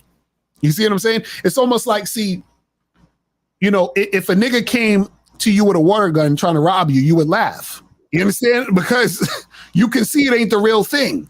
So when you're trying to pretend to be the real thing, she can see you ain't the real thing, so it ain't gonna work anyway. Right. So all this shit you're trying to do of, let me not try to validate her and blah, blah, blah. You're trying to pretend to be that guy, but you can't be that guy unless you're actually the guy, because what that guy says and does is authentic. It's real. It penetrates for real. Right. You see what I'm saying? Like the other day I had a guy call into the show and he was saying that he was having a hard time just hooking up with women. And so I said to him, well, how many women are you hooking up with right now? He was like, well, none. I said, well, how many have you hooked up with in the past like 6 months? He was like, well, there was this one chick I was seeing, but you know, I took her out on a few dates and then I hit it once. And I said, so what you're telling me is you're not the guy who hooks up with women. So I said, basically, when you're trying to say or pretend to be that guy, they can tell you're not that guy because you're really not that guy. It's just like when I remember the guy, one of the guys called into the show and he tried to take your line, Miles. He was like, oh, I went up to the girl and I said, so would anyone have a problem with me taking you out on a date? And then he was like, she said some other thing. And then I didn't know what to say after that. And I said, you know why you didn't know what to say? Because you're not Miles. You see what I'm saying? You're not that guy. You see what I mean? So you can't just put on the game like you're putting on a hat. Right. You understand? The game has to be inside you. That's why we say the truth is inside you. This is why we say that the game is about you. You have to be that dude. And the way to be that dude is you have to see, check this out. You know when you see a guy who's ripped, fit, got muscles, jacked, you know why he's that guy? You know why he looks like that? Because he spent weeks, months, sometimes years being consistent with lifting and eating right and doing all the things to get to that level where he looks that way. Right. So when you're that guy, you have to spend a lot of time, energy, attention on yourself to get your mindset to the point where you become that fucking guy. You know what I'm saying? It doesn't just happen. You don't like a nigga don't just get a 6-pack overnight. He don't get muscles overnight. You don't get game and be that guy overnight. Mm-hmm. This is why there's a reason why the fucking memberships are monthly. Because we're basically telling you, yo, this is a lifestyle. This ain't some shit you just do in 2 minutes and just put it on and take it off whenever the fuck you want. You see what I'm saying? And that's why niggas lose, because they don't understand this. That shit has to be internalized. That shit has to be fucking shit that's like a part of your fucking character. Because if it's not, you're never going to be able to attract what you actually want. See, the only reason you're attracted to what you want, because what you want or what you're attracted to, there's something about it that is authentic, which is why it's real to you, which is why it hits the way it hits. You understand what I'm saying? See, if you saw a bad chick and then I said to you, bruh, you know that's a man, right? As soon as you know it's a man, you're like, I'm good. It's done. Now, let's say that man wanted you. He ain't gonna get you because he's pretending to be a chick. You see what I'm saying? That's what happens when y'all niggas try to pretend. Yeah. This is what happens, man. I'm trying to tell y'all, man. Oh my goodness. Shit is crazy. This says, would you consider a man who has little experience with women to be beneath them? Could that be a reason why a woman think they're better than men? Yes. Absolutely. Let me tell you. See, this is the thing. A lot of times what happens is this, right? See, if you have little to no experience with women, what you're going to do is usually, now this doesn't all the time mean this, but I'm just saying usually in general, the less experience you have with women, right? The women are going to recognize that. As soon as they recognize that, they think that they're better than you. Because see, a woman thinks a man is better than her when he has game. Because like, I know you've been through this situation, Miles. When you're in this situation, you ever be in a situation where you talking to a chick and she knows that you got her? Meaning she's like, oh my God, you too smooth. Like you too dangerous. I can't be like, she knows that like she can't really fuck with you like that. And sometimes that means that she won't even fuck with you, meaning she'll have to charge herself to the game. I can't deal with this nigga because he's not gonna fall for my bullshit, so I'm out. You see what I'm saying? So what happens is she'll retreat or she'll surrender. You see what I'm saying? That's it. That's the only two choices a chick has with a man with game. She has to retreat or she has to surrender, i.e. submit. Those are the only two choices. But see, when you don't have game, right? A woman has the choice of retreating or taking advantage of you. That's her choices. Because she don't really want you, so she's either gonna be like, fuck this nigga, I ain't fucking with him, he's whack. Or let me use him up for what I can use him up for. Exactly. Like the caller that called it earlier that had the date where the chick ain't want to kiss him and shit. Right. That's what'll happen. So, you know what I'm saying? So that's the thing. That is the thing, man. It says, do women dump guys when she can't live up to his standards? Well, yeah, that's what we saw about earlier. Is that sometimes, she'll either dump him or want to bounce because he's like, okay, this guy has a certain standard. I know I'm not going to be able to live up to that. So I can't, I'm not even going to bother. I gotta keep it pushing. You know what I'm saying? Got to keep it pushing. So this one says, do you think adopting the white man way of thinking is the problem of the men's problems with dating women from feminism to LGBT BS? I'm not. See the problems in third world. I don't even know what he's talking about. Marcus V, you got to call up with that. I have no idea what you're talking about. Yeah, that question that's a loaded question if I ever heard one. I don't even know what that means. What is the white man's way of thinking? I don't understand. He's like, you don't see these what are the problems you don't see in third world countries? I don't understand. So Lakari, for your next live stream, could you play Until She Comes as the intro of the song? That song is fire. Oh, that's an old ass song. I gotta upload that shit again. So it says, Miles, that situation you vibed, had a great date and kiss at the end. If you schedule the next meetup and mention y'all gonna get naughty, is it a charge if she's down to meet but not hook up. No, bro, you wasn't listening. I already charged her to the game. Right. Because she started demanding dinner and all this other shit. I don't need to see anything else other than that. Right. Because I'm not hurting to be with no bitch. Mm-hmm. You understand? So as soon as, like I said, we started 832. Hold on 1 second. I mean, we kissed. The kiss was corny. That was the first. That was a red flag right there. Then she started demanding dinner. That was another red flag. Mm-hmm. I don't need to see 5, 6, 7 red flags. Right. I don't need to see more than that. I am not seeing. I just unmatched her on the. Y'all niggas don't understand who y'all fucking with. I swear to God. I just unmatched that bitch on the fucking app, my nigga. Like, I'm done. Right. I this morning I got rid of the thread off my phone, and just now I'm going through my shit and I unmatched on the fucking app. Like, I don't, bro. Y'all niggas is crazy. I don't get these chicks no chances to waste my time. Anyway, 832, you're on live with Lakari and Miles. Did you donate? Yeah, I donated. I think it was 7 to Miles Cash App joint. Got you, bro. Appreciate you, brother. All right. What's going on with you? No doubt. Man, chilling, man. I was listening to the show the other day, and this guy was talking about tricking. I'm like, in my mind, I thought tricking is when you get tricked. I'm like, how are y'all tricking guys instead of getting the membership? Is, hey, if you want the game, you want the information, hey, it comes at a price. That's not tricking. Right. Yeah. He was trying to create a parallel because he was hating. He was actually mad that niggas is doing the business off of this. That's all. Right. Oh, nothing wrong. Okay, nothing wrong with that. I'm not. I just want to say that, but since you're here, Miles, who your top 3 are? You know, as far as Jay-Z, Biggie, and Nas. Fuck it. Top 3, Jay-Z, Biggie, and Nas. Well, in order of top 3, number 1 is Jay-Z, number 2 is Biggie, and number 3 is Nas. That's the same thing I said. Shit, that's the same thing I said. See, with me, I can't. I just don't fuck with Nas like that, bro. Now I fucks with Nas, but Nas, like if we go that, like I said, I look at all categories. So if you so the thing is this, all 3 of them is nice on the mic, or they all could spit.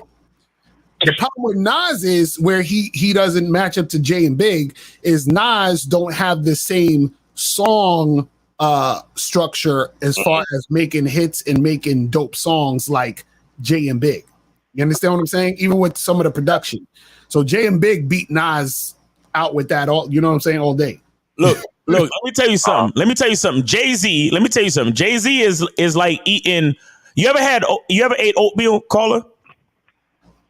Mm-hmm. Yeah. All right. So Jay-Z is like eating oatmeal with butter, brown sugar, and bananas. Right. Biggie is like eating oatmeal with butter and brown sugar. Nas is plain old fucking oatmeal from the fucking lunch lady, my nigga. I can't, like, it's good for you.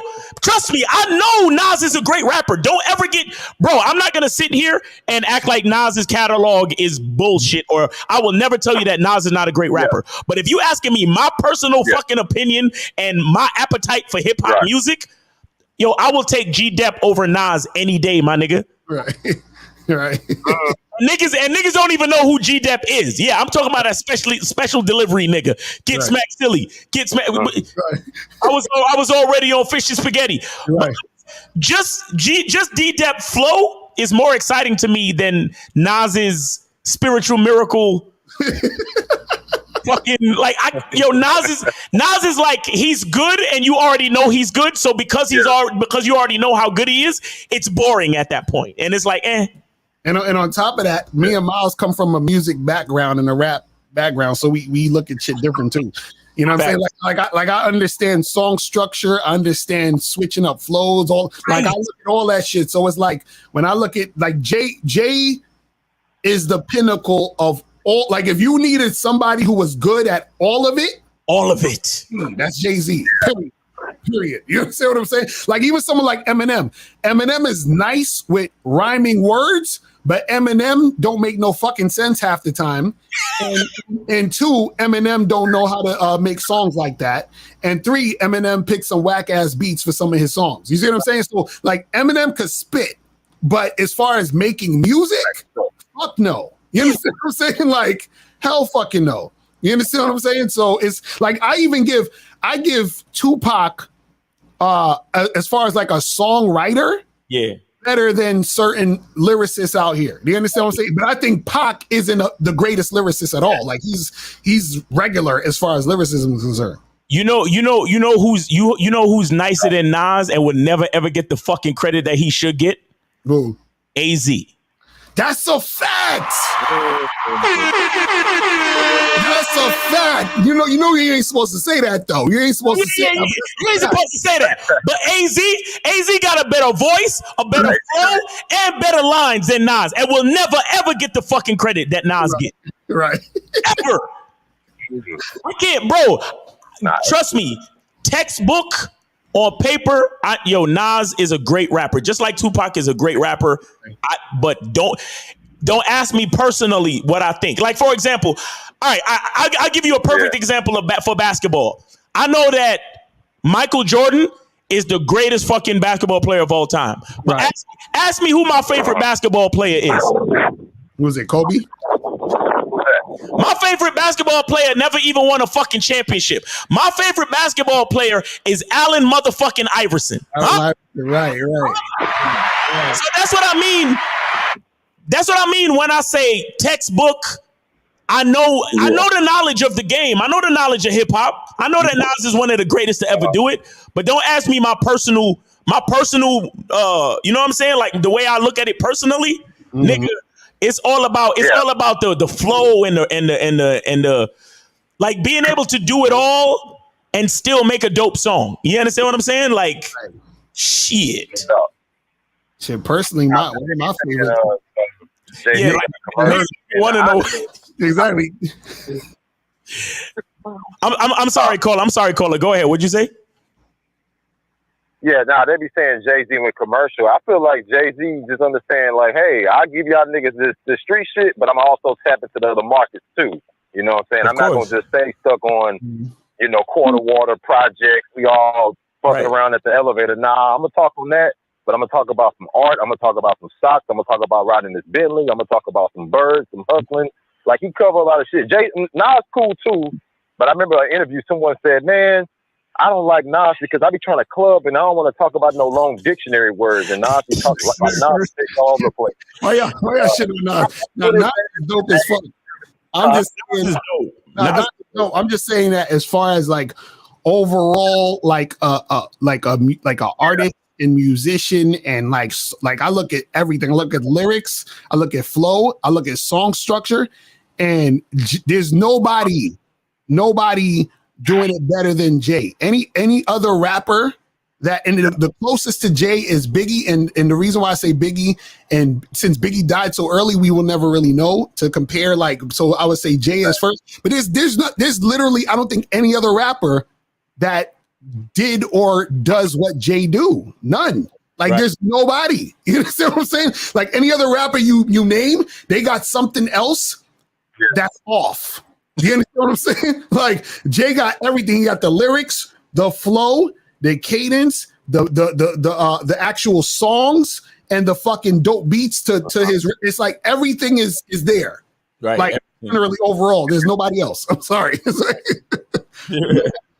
Well, hey, man, especially for my generation. Nah, we can't go to Queens. You know who? Go to Hollis. Y'all can't go to fucking Jamaica. Y'all better chill out, man. But keep doing your thing, man. I'll catch y'all later, man. I appreciate you, bro. Thanks for the discussion, man. Thanks for the donation. Appreciate you. Safe. Fitness first said Drake. No doubt. Yeah. Drake. We also my Soulja Boy shit. Drake. I mean, for the young niggas, I think Drake is the Jay-Z of their time, bro. Exactly, that's a fact. I fucks with Drake, but Drake ain't touching Jay-Z. Not at all. Sorry. Not at all. Not yet. Right. Like Jay-Z gotta die right now, and then Drake gotta do it for another 30 years to even get close. You know what I'm saying? But and I don't wish death on nobody. I'm just saying. So anyway, 732, you're on live with Lakari and Miles. Have you donated? Yeah, bro, I donated. Where?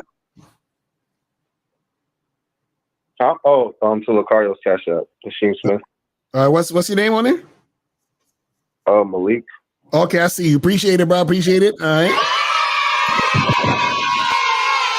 What's going on? All right, what's going on, caller? What's on your mind, son? Yeah, I have a question. Since I've been on the membership for a while, and y'all cover like phone texting and all that stuff. Like, Ricardo, do you believe in building attraction over text message or not? It's just keep it simple. Nah. You keep it simple, and you see, the thing is this, right?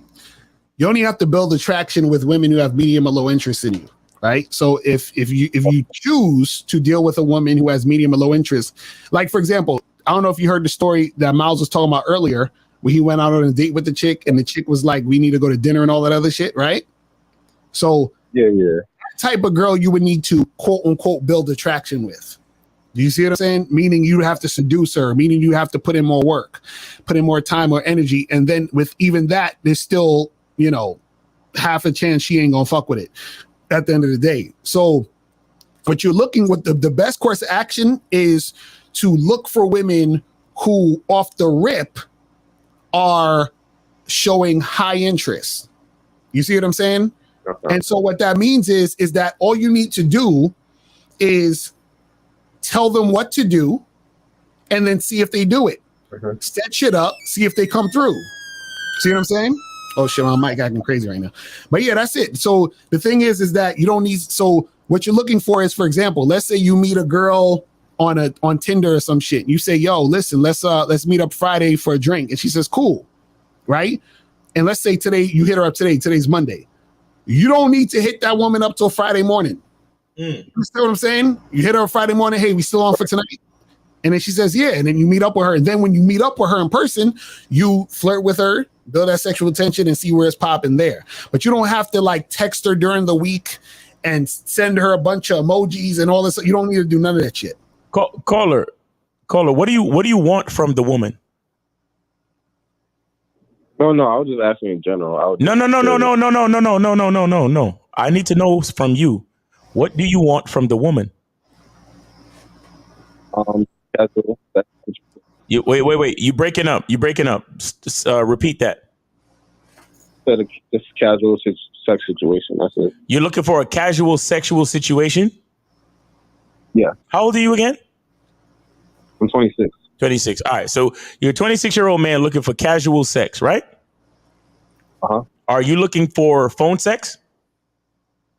No. Are you looking for sexting? No. Okay. So do you see how the question that you asked is mute, or no, excuse me, moot, meaning right. It really doesn't make sense for what you want. Correct? Right. Yeah. Hello. 256. Take it easy. We'll get to you in 1 second. Keep your phone on mute, and we will announce your number in a second and get with you. All right. So all right. So you understand, if you're focused on what you really want, then your question has nothing to do with what you're really focused on. You get that? Right. Yeah. I got you. So you're actually doing yourself a disservice by donating to us and calling us up to ask that question. What you should be doing is you should be focused on what you want. And if you really have a question on how to get the things that you really want, then donate and ask those questions. You understand? Right. But he thinks that building attraction or whatever that is supposed to be, or texting her during the week is going to make her want to fuck him more. Is that what you think, caller? To a certain degree, yeah. Yeah. Right. And that's absolutely wrong. Let me explain something to you guys, right? Okay, so Cole, let me ask you this. Do you ever go to the laundromat? Yes, I do. Right. So you put your clothes in the washing machine, and then you take it out and you put it in the dryer, right? Now let's say you put it in the dryer for an hour, and then you open the door, and then you fill your clothes in it dry, right? Now, do you take out the clothes, or do you dry it more for another half an hour? Huh? You said, wait. I'm sorry. Wait. I'm sorry, caller. I'm sorry. Wait, caller. I'm sorry. Hold on. We got 256 and we got 713. Please put your phone on mute. 256 and 713. Please put your phone on mute. I'm sorry, caller. Go ahead. Right. So basically, caller, what I'm saying is this, right? If you're at the laundromat and you put your clothes in the dryer, and then the clothes are dry, You don't have to add more quarters or whatever the fuck it is to dry it more because it's already dry. You don't need to dry it anymore. Like it's not going to get more dry. It's dry.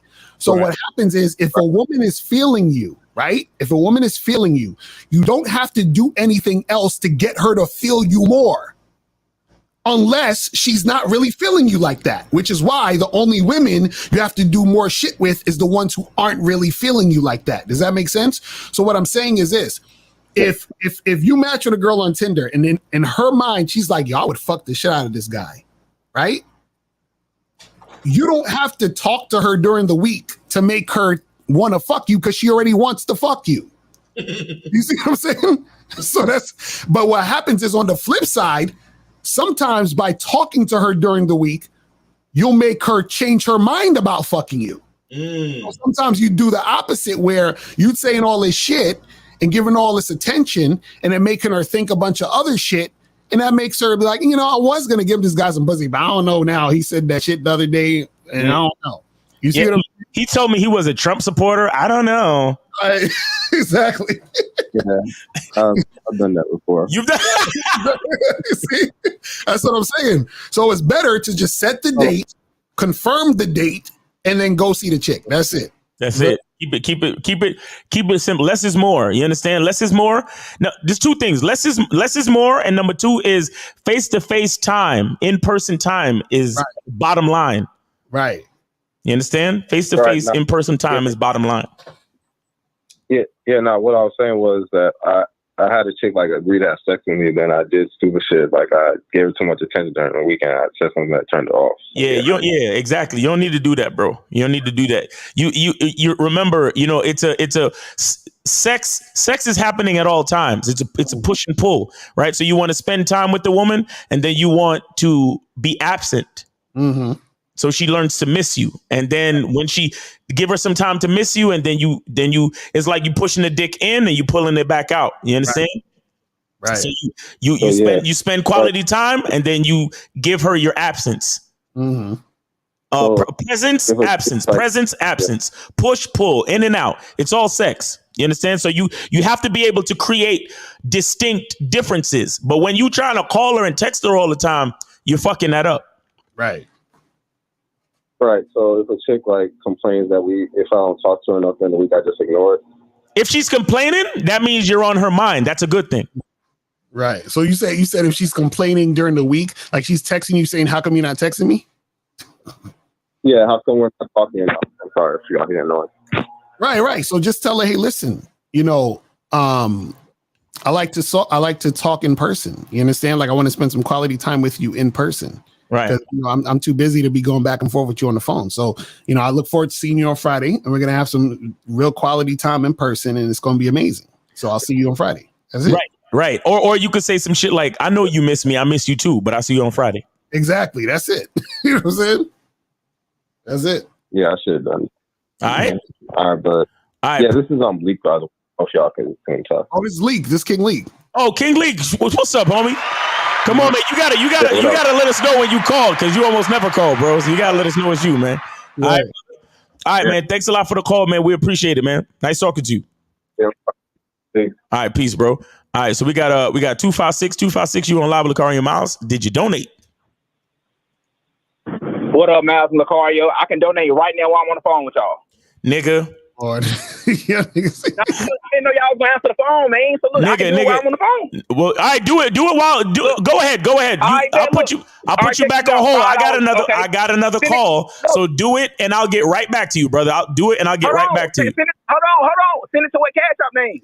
Either one. Send it to Miles in the game or hold on. Tell me right now. I'm gonna send it to y'all right now. Tell me what's the name? I got Cash Money sign. What up? Say $ Miles in the game. $ Miles in the game. Right. This nigga here. Hold on. M-I-L-E-S? MILESINTHE game. GAME. Miles in the game. You know, motherfuckers is. I just donated just now. Confirm. Hold on. Let me see. Hold on. Get in. He gonna send you 25 cents. I think $5, man. Chill out. Is that D Gamble? Yep, that's me. All right, go ahead, brother. You lucky. You just made it in. So look, check. Go ahead. I know, right? So check this Wait. out. Wait. Hold on. Whoa. How old are you? Real quick. How old are you? I'm 25. All right, go ahead, brother. All right, bet. So this shit happened yesterday. I've been fucking with this bitch for 7 months, right? So yesterday, I pull up at her house. We go to her homegirl salon shop. So I see a nigga calling. It's her ex-boyfriend, and the nigga named T, right? So boom, she answered the call, and I'm like, damn, what you doing there for? She was like, he about to pull up in my homegirl salon and give her a 3.5. I just want to know, should I charge that bitch to the game for trying to like let her ex-boyfriend pull up on us like that? I just need to know. Should I charge to the game? Okay, let me ask you a question. So you say you've been seeing her for how long? I've been seeing her for 7 months. I just feel like it's disrespect. But I really don't give a fuck. Hold on. Is this your girlfriend? You said what? Is this your girlfriend? I mean, shit, this bitch got my name tatted on her back. Oh my God. Got her name. Oh man. Fuck all that. No, fuck all that. My nigga, listen. What you doing at a bitch salon in the first place? Now, me and my homegirl pulled up on her homegirl just to go give her the 3.5. What's a 3.5? I don't know what that is. Some weed. Oh, that's all. So we pulled up at a homegirl shop to give her some weed. But what I'm saying is her ex-boyfriend pulled up on her to give it to her homegirl. But what I'm saying is, why the fuck would you let your ex-boyfriend pull up on me? Knowing that. Look, why? Wait. This guy go to mile a minute. So how long? How much time does it take to drop off some weed and bounce and go about your fucking business? Like 10 minutes, 5 minutes. Okay, so why you ain't just do that? But what I'm just trying to see is a disrespect, because look, this is what I'm trying to see is disrespectful. Because the bitch, before me and her started talking, so like say we were some weeks in, she was like, yeah, my ex-boyfriend was like, he was hating, talking about some, yeah, you ain't got no money for it. The nigga hating on me. The nigga he hating on, I'm a young nigga. He like an old nigga. He like, Wait. Why the fuck you having so much conversations about her ex nigga? I don't. I always told her, I said, don't ever tell me about another nigga. I always bro. What the fuck are you? Bro, if a bitch thinks she could bring up her ex-man and give you all these details about his life and his existence, you did something wrong in the beginning. All she said was like, yeah, he said you ain't having no money for real. I don't know, bro. Nope. Why did she have to bring him up at all in front of you? What the fuck was y'all talking about? I don't even know that she just like to communicate with me. So we just be in the car talking and shit, getting drunk, just talking shit. Getting drunk? Wait. Y'all be getting drunk? I mean, we be drinking some shit. Yeah, we be getting nah, bro. Stop. You say you 26? Now, this a bitch I've been fucking with for 7 months, man. Stop, bro. I'm not looking for any excuses. How old you said you was again? 26? 25. Okay. So that's it, bro. Listen to me. If the type of life you lead is you chilling in cars with bitches getting drunk and smoking weed and shit, then that's the type of life, that's the type of results you gonna get. You don't sound like the type of nigga that got his shit together. So a bitch is gonna be able to tell you anything she want. Mm-hmm. Damn. I ain't look at it like that. But I'm just saying, of course, look, we be at my house, we be at her house. It's just that one day we were just in the car. I mean, wait, caller. How many times she brought up her ex? Yeah, how many times? How many different times she brought up her ex, my nigga? Like one time. She just told me that shit one time that he was hating on me. He was just hating on me, that's all. Wait. How is he hating on you? Cause he told her, he was like, the new nigga you with, he ain't having no money for real. But that's what I'm saying. No, wait. That's what I'm saying. Why is she having conversations with him about you and then coming back to tell you? Right. Don't make no fucking sense. What kind of relationship you running? No, nigga. No, stop. What kind of relationship are you running where that's even a possibility? Honestly, she was my side bitch. I got a main bitch. She was my side bitch. See, you got excuses. Wait. So wait. Hold on, caller. So why? Hold on. So why does your side bitch have a tattoo of you? Because my side bitch fell in love with that dick. What you mean? She fell in love with the dick. No, see, that's what I'm saying, caller. This is what you don't understand, bro. See, so hold on, caller. That don't is it? You only been with a bitch for 7 months. She's not your main bitch, but she tattooed your name on her back. That's not a red flag to you. That's okay with you. That make you feel good about yourself, right? That stroke your ego, right? Nah. It's low-key a red flag. I just, you know what I'm saying? I could have. Oh, wait, caller. There is no such thing as a low-key red flag. That's why y'all niggas end up in dumb fucking situations with bitches, because the red flags are right there in front of you and you still fuck with the bitch. Right. Because the first time she brought up her ex talking shit about you, right? That should have been the last time you spoke to her. Caller, nobody's disrespecting you. You're disrespecting yourself, homie. Straight up and down. Ain't nobody disrespecting you except you. So that wasn't disrespectful what she did yesterday. Nope. No, it was not. It was not. Nope. You allowed it. You allowed it, bro. All she was doing was shit that she thought was okay. She wasn't doing nothing disrespectful to you, bro. You lived the type of life. She thought it was okay. She thought it was okay. That's why she did it, because she didn't think you would have a problem with it. That's why she did it, because of the way you moving, bro. That's the way you moving. Yeah, right. Wait, caller. Let me ask you a question. Moving like, because I don't give a fuck, honestly, but I just feel like, damn, like, don't do that though. A nigga talk shit. It would have been different. No. Caller. Listen. Did you tell her to get the tattoo, or she got it herself? I mean, I used to joke about it. I'd be like, get my name tatted. And then one day she woke up, she was like, oh my God, I'm looking for real. Hey, what city you live in, nigga? What city you live in? Say Atlanta. Just say it. Go ahead. Man, I live in Alabama, man. I be on that crazy shit. Alabama, nigga. Let me tell you something, caller. Let me tell you something. I know you a young nigga. I ain't gonna lie to you. I got hoes everywhere, though. I got hoes in New York. I got hoes everywhere. Yeah, that's great. Don't come over here. We not these young niggas, bro. We not gonna let shit slide, bro. We not gonna let shit slide and then allow you to blame other niggas for your shit.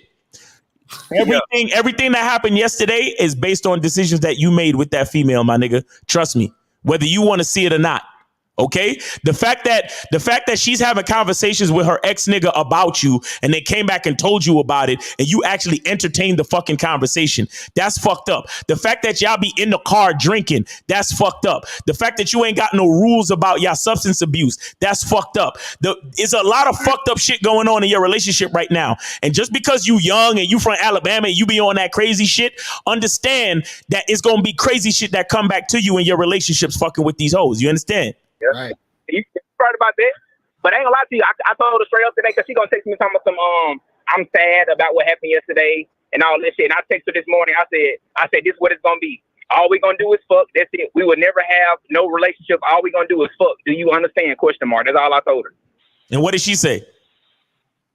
She wrote back. She wrote back and was like, I did some crazy shit yesterday, because she put her hands on me and shit like that. I don't want to talk about all that. My God. Wait. I don't want to talk about all that shit, but just, you know what I'm saying? Hey, this is what happens when you be getting drunk and lit with these hoes in the street. Listen, how many times?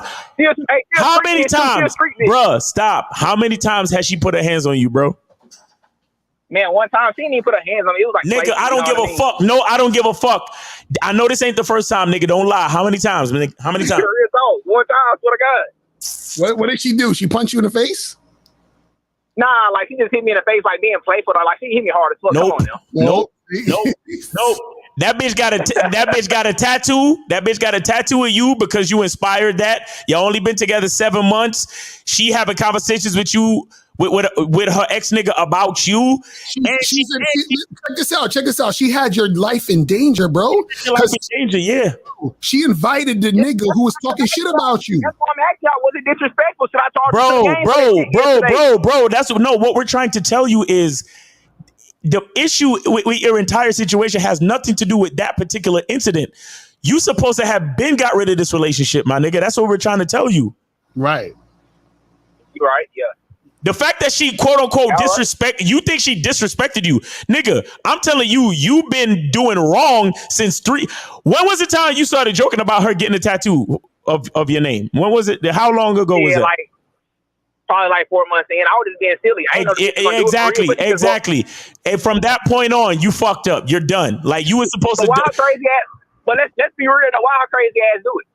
Be real. Do you know what do we tell you all the time? A woman follows what, my nigga? A nigga, a man. Oh, okay. All right. So whose fault is this entire situation? It's everything my fault. Okay, thank you, sir. That's all he's saying, bro. This is what I'm gonna do. For me and her to fuck with each other, I'm gonna tell her straight. I'm like, bitch, you gotta have threesomes, bitch. I don't want your pussy bro, my nigga. Nah, stop, bro. Listen, bro, my nigga, listen. Damn, y'all gonna hit the button, bro. Damn. Yeah, bro. Listen. She invited her ex nigga to the same location you was at, and she put her hands on you. What more do you need to see to figure out that you need to get the fuck away from this bitch? What more do you need to see? You need to get shot. You need to get jumped. You need to get robbed. Now you right. You need to get. What do you need? No, nigga. Tell me what you need to see for you to be able to walk away from this bitch, my nigga. Tell me exactly what needs to happen for you to walk away from this female, my nigga. Please. And you probably how many times have you fucked the raw already, nigga? How many times I fucked the raw? Hello? How many times have you fucked the raw, stupid? Tell me. I fucked the raw every time. Every time. You so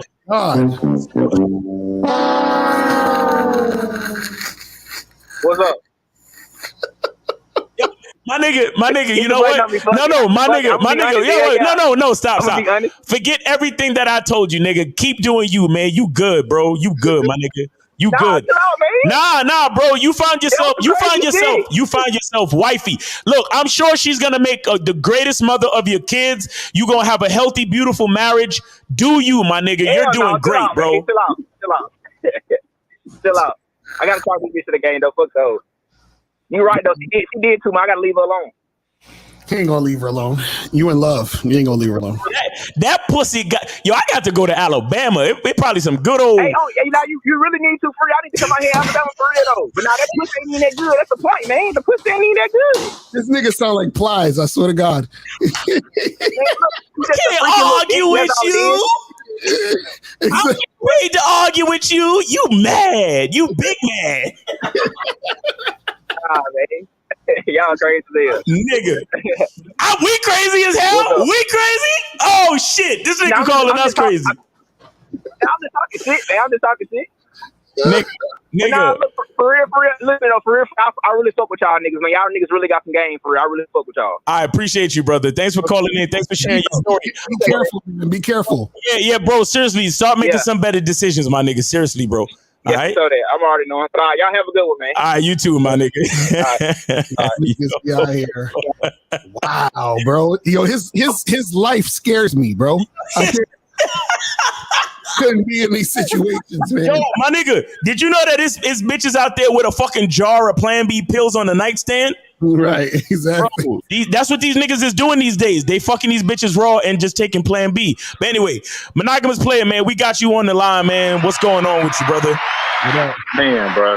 Hey, bro. Happy Monday. I hope everybody having a blessed day. I donated to you, Miles. Shout out to you, Mr. Lucario. Right. Guys, I'm a little bit late to the show because I've been doing my little math camp, but I was able to actually log in to like the last 20 minutes, and it was one thing that y'all said, which actually applies to the last caller, right? I'm gonna just be honest, guys. I'm 32 years old, about to be 33, and you know what I notice about young niggas? You leave that pussy alone, bruh. You leave that pussy alone. And here's what I want to say, because you said something earlier, Mr. Lucario. You talked about non-negotiables, right? See, a real player don't go against his non-negotiables. One thing that a woman does early, like for example, Miles, you even said it. You said that okay, if you set a date for Friday, and if a woman doesn't comply, why would you even want to go further? Right. She's already showing you that she's not trying to comply, so she's only going to show you worse, more than likely. Right. So that's a non-negotiable. So why would you go forward? These guys got 3, 4, 5 non-negotiables in their face, right? In their face, and they still want the coochie.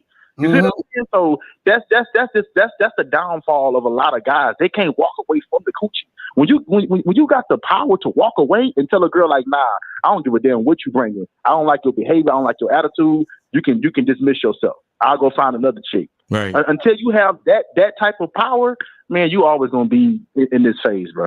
Mm-hmm. That's a fact. That's a fact. Niggas is slave to the good feeling of the wet slippery thing. You know what I'm saying? Niggas is slave. And then the Cardinals even said it's not even that good. Well, why are you even why are you going? Why are you even dealing with this woman if it's not that good? Bro, I hate when they do that, bro. I hate when they do that. Cause at least if you could say, bro, that pussy crazy. At least I could be like, all right, my nigga. Right. Nigga, I could at least, cause I get it. Don't get me wrong, I get it. But then niggas gonna be like, oh, she's like a 5. Oh, that pussy ain't all that. She not even all that. And I'm like, word. So you putting your life in danger. You fucking up your freedom, your life, everything over some pussy that ain't even that good. Mm-hmm. Like, come on, brother. Like, so what's the whole point then? You really just hate yourself then, because if the pussy ain't even that good, then what are we even doing it for? Right. And then another thing is too, a lot of young guys, if y'all listen, stop trying to justify why y'all are doing certain things that's not game related.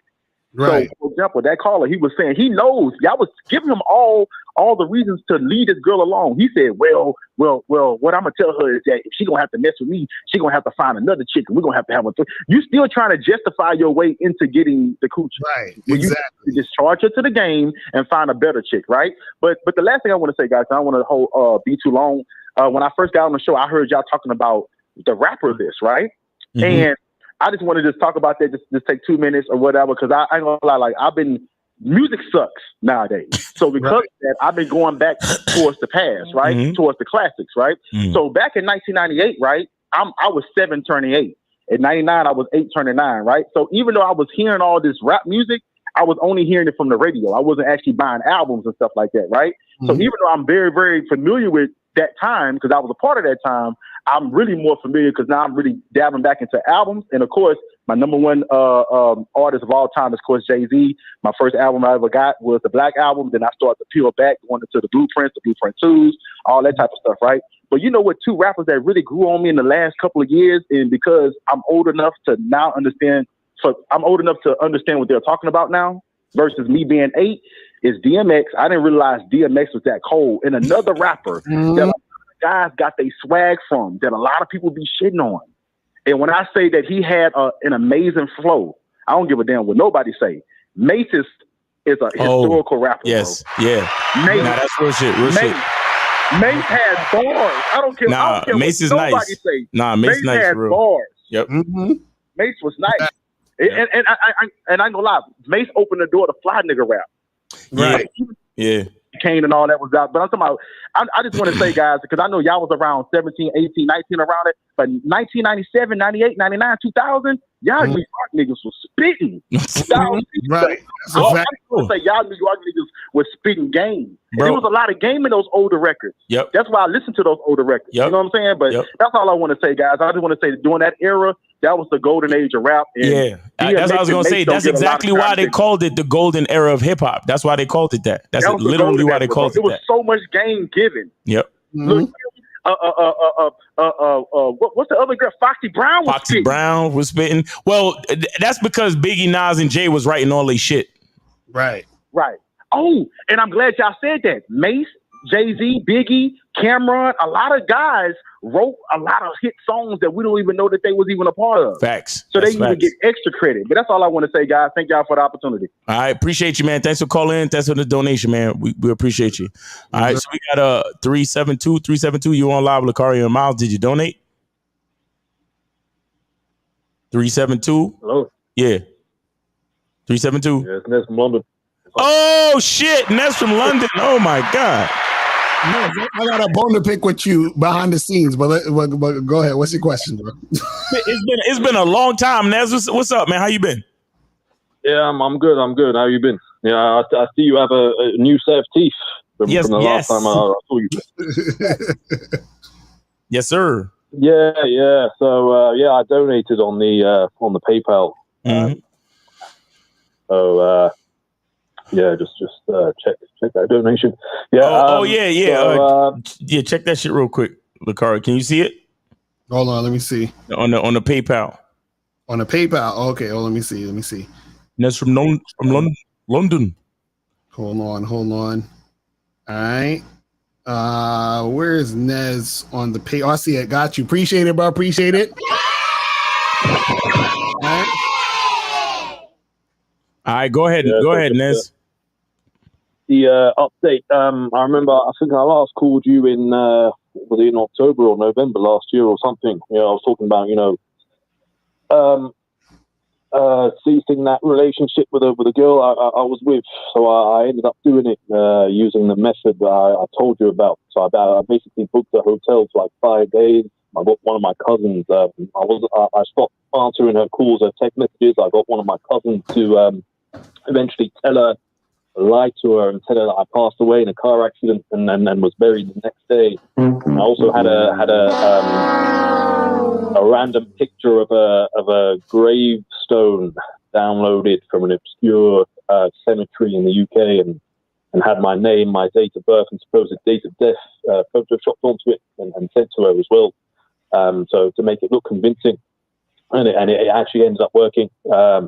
But with regards to the title of the show, I mean, I think self love and self importance are important and good, obviously. But at the same time, you can't really deny that there's some biological determinism in there that's still a thing and kind of plays a significant part in also attracting women. Like I've been saying on the show a multitude of times. Because last year, I mean, I was working with a guy who was 6'3" in my office, and this guy looked like he could be a male model, and all the women in there, even the most ardent feminists, were swooning all over him and laughing at his corny jokes, even though they weren't funny.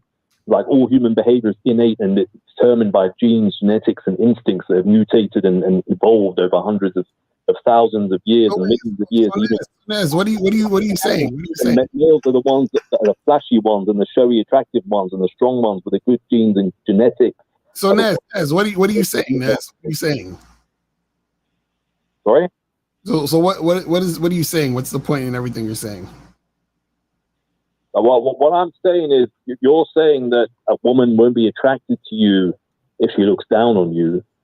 And I'm saying that a part of the reason why she will look down on you is if she doesn't deem you to have the genetics that are worthy of being passed on to the next generation, passed on to her offspring, her progeny, is what I'm saying. Okay, I mean, I guess that you can see it in that way also, right? I feel what you're saying. You know what I mean? Oh yeah, because there was a woman there that I conversed with, who I was also working with. We had a little discussion about a topic, and my opinions were contrary to hers, and I made my opinions known, and she ended up secretly hating and despising me because of that. But this guy who I also worked with, who was the male model type, he also voiced his contrarian opinions to her. But despite doing that, she still had the hots for him for some reason. Okay. That's what I'm saying. Well, people like who they like too, Yeah, they like who they like. One thing, but I mean, if you're 6'3", 6'4", and you look like you could be you have a jawline that's like 90 degrees at a 90-degree angle, and you look like you can be a Armani jeans model or something, then that goes a long way as well. Right. Exactly. Mm-hmm. Did you have any other questions, or did you just want to prove the point about looks and stuff? Well, I mean, that was my. It wasn't really a question. It was more like a statement. Okay, so how are things going with you as far as your relationships? Yeah, my relationships are. I mean, the one that I ceased. The one that I ended. Obviously, I don't speak to anymore. But right. I've been having some luck on Tinder and Bumble and stuff. They're not really, the types of women that I'd be my first choice, but still, I mean, I've had some interesting meetups and dates, but it never really doesn't. Most of them don't really transpire into anything. Right. That's the thing. Most of them, like one woman was swiping on her phone on Tinder while she was talking to me while I was having a drink with her. And there was another woman that kind of was standoffish. Never really went anywhere. One of them I made out with, but I think all of these women, they have so many options at their fingertips. It's just they can play the field. So unless but Nez, like, don't you do your best? Like, aren't you tall? I'm 5'9", so I'm average. Oh, you're average. Oh, do you look like one of those model guys or no? No, I don't. I do my best to keep in shape, right? To keep my body fat low and stuff. But it only goes. So how much do you think that type of stuff helps you? Like what percentage do you think your physique helps you? It helps me. It helps me quite a bit. I mean, I get more women with the physique I have now than I would if I didn't have this physique. Right. So I mean, look. If you believe that those things are the things that are working for you, then you gotta maximize those things, man. You gotta get the gym max in this stuff. Yeah, exactly. Yeah, that's what I've been doing. Because here's the thing with you, Nez. You believe what you believe, and you gain confidence from that. And if that's where your confidence comes from, then so be it. I'm not gonna sit here and argue with you and tell you that you're wrong. Because if you're comfortable with believing in your physique being what makes women like you, then hey, maximize that and do what you got to do to let that be your source of confidence, bro.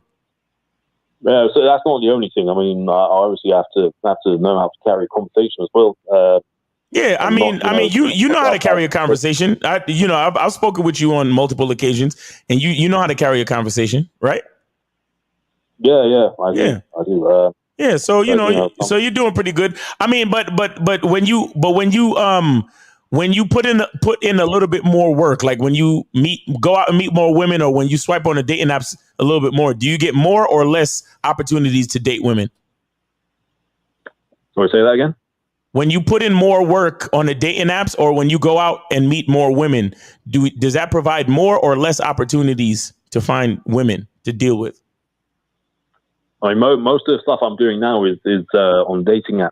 So I don't really have the time to go out. I don't really go to bars or clubs anymore. Right. I'm too old for that. So right. So you have to put in a lot of time swiping, right, and texting, right? Yeah, exactly. And the more time you put in, the more dates you get, correct?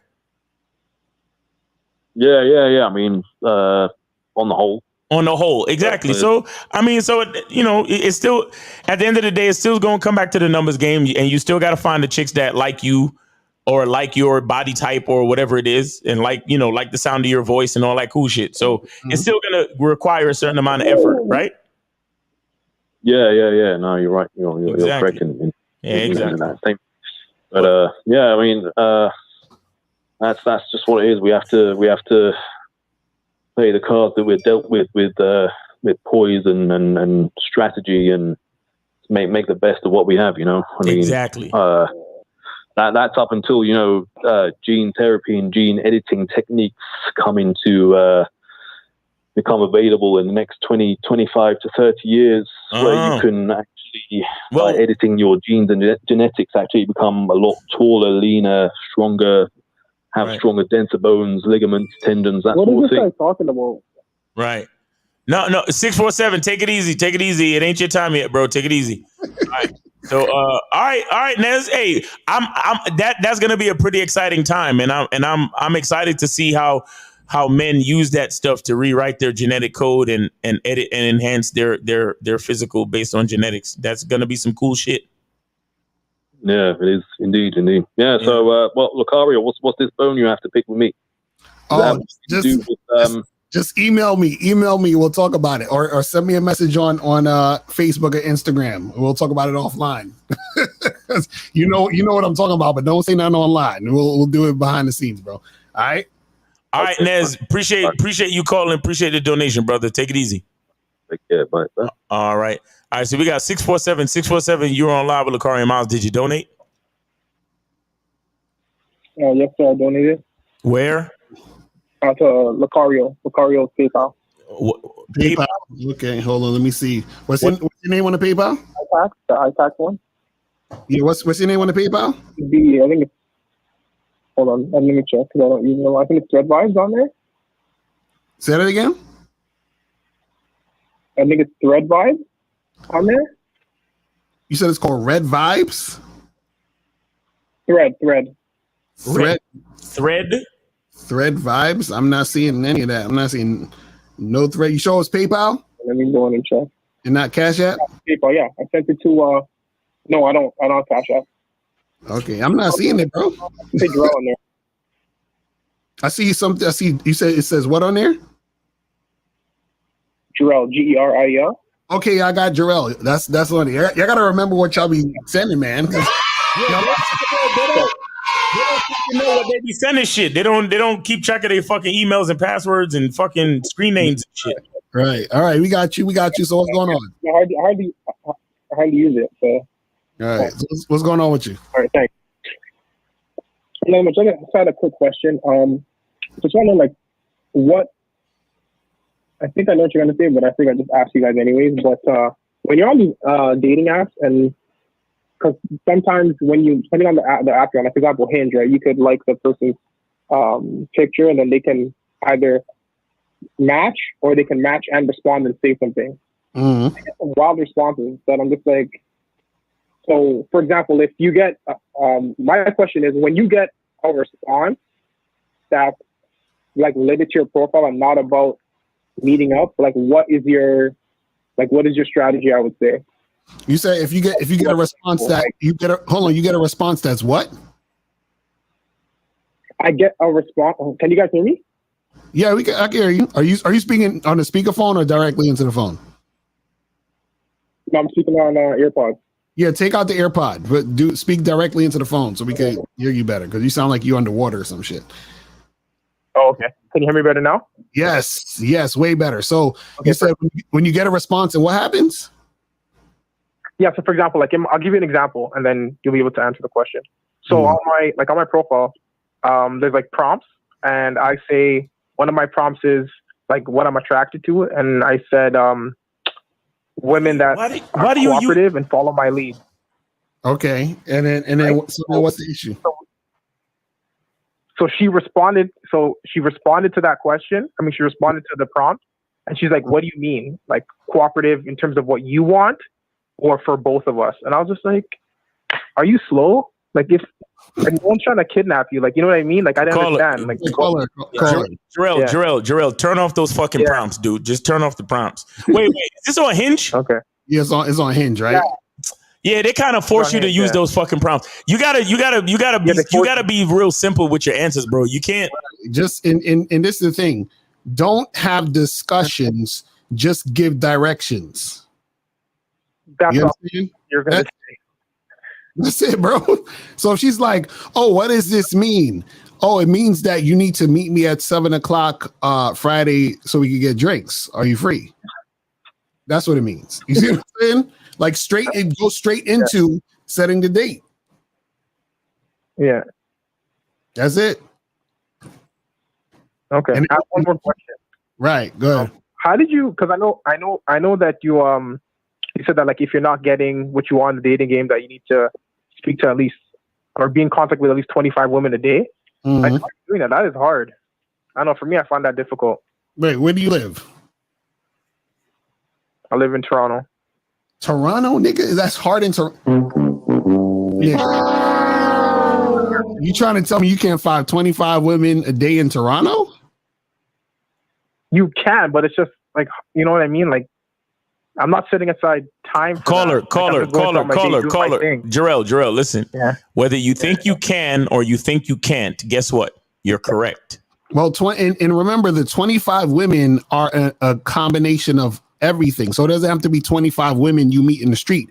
It could be you meet 5 girls in the street. You could meet 5 girls at Starbucks. You could meet another 5 girls online. You see what I'm saying? Everything together, 25 a day. Okay. How many girls did you talk to yesterday? Did I talk to yesterday? You heard me.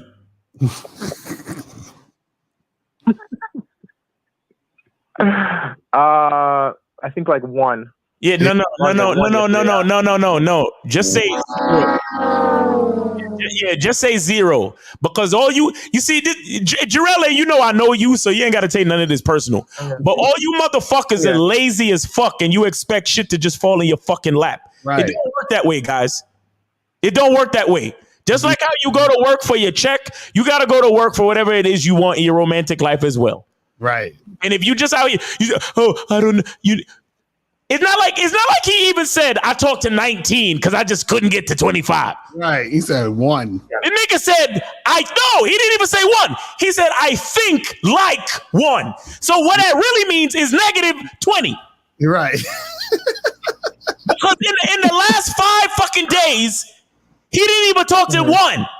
Right. So you're supposed to be talking to 25 a day. That means you're in negative numbers now, nigga, because you're not putting in enough work. But you want to blame the game. You want to call us and ask all these questions when the answer to your question is put in the work. Go out and meet women. Get on these fucking apps and swipe your ass off till your fucking thumbs get tired. Mm-hmm. Because y'all not getting the amount of pussy you want. You're not getting the dates that you want. Why do you think that? Because you're not doing anything. Right. That's a fact. Listen, you guys can lie to yourselves all you want. You can't lie to us. Because we've been where you've been. We've done all this shit. Mm-hmm. You think you the first nigga that got flaked on? Right. You think I just told you I was on a date the other day. The bitch was not even trying to kiss me, demanding dinner for the second date. Mm-hmm. And a lot of y'all niggas think, well, Miles is the type of nigga, he understands the game now. I bet you nothing happens to Miles where a woman tells him no. No, nigga, I'm still going on dates with bitches that's not feeling me. Right. You got to put in the work. Talking about, man, 25 women a day, that's kind of difficult. How many women you talked to yesterday? Oh, I think like maybe 1. Come on, guys, make it make sense. Mm-hmm. And yesterday was a weekend. Right. Jarrell, do you I know you live in Toronto, but yesterday was Sunday in Toronto as well, wasn't it? Yes. That means most people are out enjoying the day and not at work, correct? Yes, sir. And how many women did you talk to again? Yesterday, 0. Exactly. You see? Now you lose 0. I was about to say this shit. A minute ago, it was, I think, like 1. Well, but now it's 0. Hold on. 0 was Sunday, and then Friday was 1. So that makes it even worse. So I'll just be clear. That's 2 days. And you only talk to 1 chick in 2 days. Yo, Jarrell. Yeah. Jarrell. Be honest, bro. Are you putting in enough work to get what you want? No. Okay, so what is this calling us and asking us? Like, I forgot his question now. What was the question? He said no. He just said 25 is too much. That was the original question? Yeah, he's like, it feels like it's a lot, but you're not even doing nothing. You're not even doing 5, bro. I want y'all to understand this, guys. When we say 25, it's really just a number for you to shoot to. Right, exactly. Now, if you live in the type of city where it's bitches everywhere, then if you get to 32 in a day, then good for you. Right. It really doesn't matter. But if you're calling us up, bro, and throughout the whole course of the weekend, you only hollered at 1 bitch on Friday. Saturday went through, nothing. Sunday went through, nothing. Then you calling us up talking about, hey guys, 25 girls is kind of hard. And you live in a major city. I think Toronto is the biggest city in Canada. Right. And you know what else? I want to tell you this. Jarrell looks like Drake. Oh, that's funny. Jarrell resembles Drake when he wants to. Right. He's still having trouble in Toronto. That's crazy. I know because me and Jarrell did a fucking photo shoot when we was in New York. So I know that Jarrell is a handsome dude. Pause. You understand? I know this for a fact. Right. We see niggas like Jarrell, they love to do all the prep work, but don't want to execute.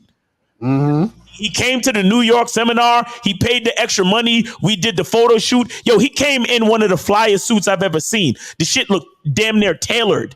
Right. I took pictures of him. He brought some custom made clothing. So he's willing to put in the work on the back end.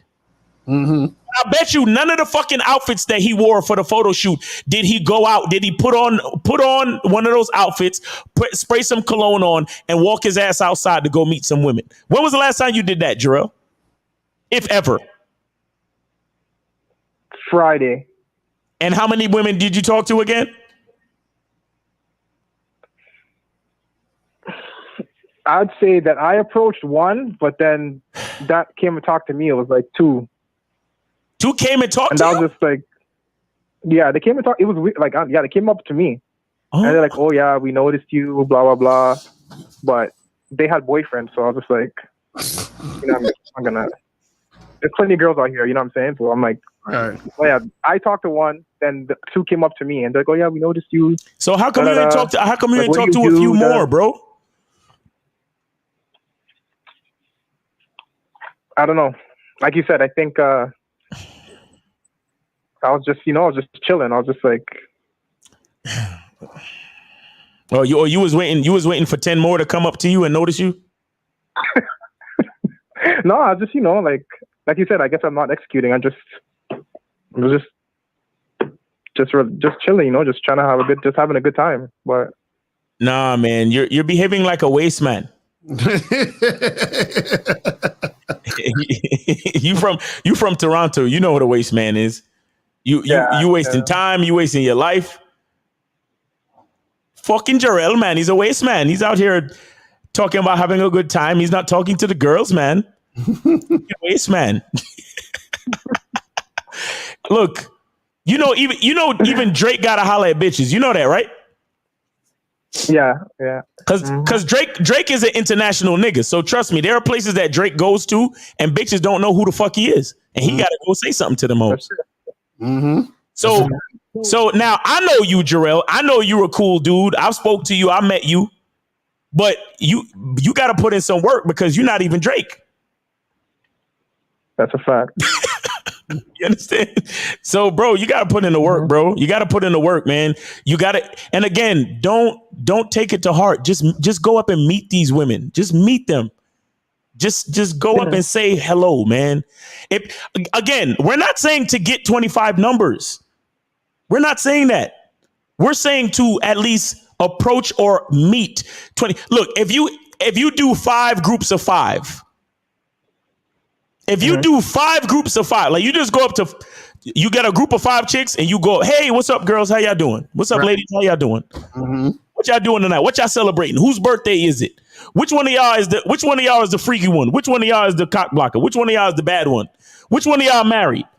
You go up to a bunch of girls and start spitting off those type of questions. It's going to turn into a fucking podcast without the microphones. It's going to be a beautiful interaction. But it's up to you to go and do it. You got to go. Y'all dudes, you can't be scared. You can't be scared and then wonder why you're not getting what you want out of life. And you in Toronto. I can understand these niggas that are in like Ottawa or some fucking small burg town in the countryside of fucking Canada. Nigga, you are in Toronto. Toronto is like the New York / Chicago of Canada, my nigga. Like, you have no excuses, bro. Right. That's a fact. All right, caller. All right, man. So yeah, get to work, bro. Get to work. You're gonna be all right, man. You're gonna be all right. You just gotta, you know what I'm saying? Just go out there and do what you gotta do. You feel me? Yeah, I appreciate the advice, guys. All right, man. All right, Jarrell. Hey, Jarrell, you coming to Vegas? That's the goal. I'd like to come to Vegas. Yeah, that's the goal. All right, we'll I haven't bought the tickets yet. We would love to see you there, man. The tickets and the VIP. We would love to see you there, brother. So get your tickets when you get a chance. All right. All right, thanks. Yeah, I appreciate it. All right, peace, bro. Take it easy. All right, take it easy. And that goes for everybody else too, man. Get your tickets to Vegas, man. Let me put the link in the joint. Hold on. Get your tickets to Vegas, man. Stop playing, man. Are we on super overtime? We got any more calls? Or we I just turned that shit off. We're good. Cool. So let's do some of these questions real quick, and then we're gonna head up out of here. Where was we at? We were over here. So he said, according to your title, would you consider living in a woman's apartment, her name only on the lease, a situation where she thinks she's better than you? No, not really, because the thing is, whatever apartment you're in with a woman, you're still leading. You know what I'm saying? Like, you got, like, I remember, I think it was, who was it? Eddie Few said this one time. He was like, if I go to a girl's house and she like tells me I gotta leave her house at any time, he was like, I don't fuck with that girl anymore. Cause he was like, as soon as I enter your house, that's my house. So that's basically what it is. You know what I mean? So shout out to Eddie Views for that. It says, I know y'all guys are against getting your looks up, but do you think it helps in terms of self-improvement so you won't think women are better than you anymore? In my case, it would make me more confident. First of all, who the fuck said we're against getting your looks up? We never said that. We're saying don't try to coast on your looks or don't think that your looks are the end all be all. That's what we're saying. Right. Because a lot of y'all think that it's the end all be all. Because see, even you said, oh, I think, you know, it'll you think that that's going to make you better. Or that's going to make, you know, that's going to improve me and be more about my self-improvement. No, it's not, because you can look better, but you'll still have the mentality of an insecure guy. So what the fuck is the difference? Right. In fact, that'll be worse for you, because now you're going to have an expectation of getting things going because you look better, but because you have the mentality of an insecure man, you're still going to repel women, which is going to make women still not want to fuck with you, which is going to make it even worse. So, it's not about, get your looks up however you need to get it up. That's cool. But understand that that's just a surface level. You still have to understand yourself and see who the fuck you are. You know what I'm saying? Yo, you want to see something funny real quick? So you see the masculine identity membership logo, right? Right. All right, look at this. Oh, that's from shout out to Andre Taylor. It kind of looked like that too. That's dope. Shout out to Gorgeous Dre in the building. That's dope. So, LaCroix and Miles, can you do a hip hop debate live one day? Maybe on the motivation channel, we'll do that. You know what I'm saying? You can do a whole journal on that. Have you heard of Lecrae? Nope. Who's Lecrae? I might be a rapper or something. Be a rapper. I don't know. Should you ask a girl to hang out, or should you make a statement? Let's get a drink. What's your opinion, guys, on the tone, question, or statement? Well, the thing is, just a lot of times you tell a girl what you want to do, but the only thing you really need to ask her is when she's free. Yeah. You understand? That's the main thing. Just say, hey, when are you free to get a drink? Right? But you're telling her this is what you want to do. So you don't ask her, if she wants to get a drink. You tell her, this is what I want to do, and when are you free to do this thing I want to do? That's basically what it is. Right. You know what I'm saying? It says, this one says, in order to rebuild my mentality, do I have to ignore the thoughts that I don't want to represent me and consciously create others that do? Not really, because it's the thing. And this is a little bit more deeper, but your thoughts, see, there's thoughts that you can think about and control, and then there's other thoughts that just pop in your head automatically. And so a lot of times what happens is that you don't necessarily need to fight those thoughts that pop up automatically. You can just observe them and be aware of them, but don't let those thoughts that pop up automatically, define you. So don't start to try to, you think like, oh, well, I thought about this thing and now I'm worrying about this thing that I was thinking about. But then you're going to be running around in a circle. All you got to do as far as rebuilding your mentality is that you have to recognize what's valuable about you, and then understand that you're worthy of what you want to happen. You're worthy of getting the things you want to get going. You're worthy of being that guy to make shit happen in your life.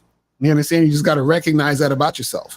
And the thing is, no one can really help you do that. You have to see it yourself. This is why we tell you guys, go out there, do things, make things happen, because then you reaffirm to yourself what you're, seeing in yourself. A lot of times the problem is like the caller just now, he's like, man, hollering at 25 chicks is too much. He already said it, but he wasn't doing it. You wasn't even doing it. It'd be different if he was doing it. He's like, yo, I just realized, man, hollering at 25 chicks is too much. So I went out the other day, hollered at like 20, and then it was just like I was tired. Now, at that point, we can have a conversation, right? Because then we can say, okay, cool. Well, how about this? You could holler at, 15 girls in the street, holler at another 10 online, blah, blah, blah. But a lot of guys, they're defeating themselves before they even do the thing, before they even try anything. So, it's crazy. Okay, I think this is the last question. Is Miles, does being absent apply when you just kiss, hook up with a chick, or do you gotta be in it? I don't understand that question. I think you're talking about like when you're saying like to give her time to miss you or some shit. Yeah, but what do you mean with the rest of it? Yeah, I don't know. When you just kiss, like, call in next show. When y'all niggas don't use y'all grammar and express a complete thought, I don't fuck with it. Right. Like, I'm done trying to figure out what y'all niggas mean. Go read a fucking book and figure out how to ask a real question. I'm not playing with y'all niggas. This ain't you. If you can't express a fucking thought like a grown ass man or grown ass person, then just don't come over here. Right? Because how you gonna talk to women if you can't even like let them know what the fuck you're trying to do? You feel me? All right, people. So that's pretty much it, man. Listen, make sure you guys go to badboymembership.com, masculineidentitymembership.com. Get your tickets to the Game King seminar, all that other good stuff. Get your masculine identity soap. That's a fact. Make sure you guys get this shit cracking. Go to masculine identity membership, get the masculine identity soap, get that shit going. And yeah, man, that's pretty much it. Anything else, Miles, you want to say before we wrap this shit up? Yeah, man. Yeah, get your tickets to Vegas, and please don't wait too long. Right. The VIP tickets are almost sold out, so make sure if y'all want to get the VIP shit, make sure you get to those quickly. What else? Yeah, that's pretty much it, man. Fuck with us. Get all the shit. Right. Join the memberships. Get on the schedule a session. Like I was telling y'all, it ain't just about game. If you want to holler at me about business or photography or whatever, hit me up about that. You know what I'm saying? All right. So yeah, man. All right, people. We are out of here. Remember, the truth is inside you. Peace. We gone. We out.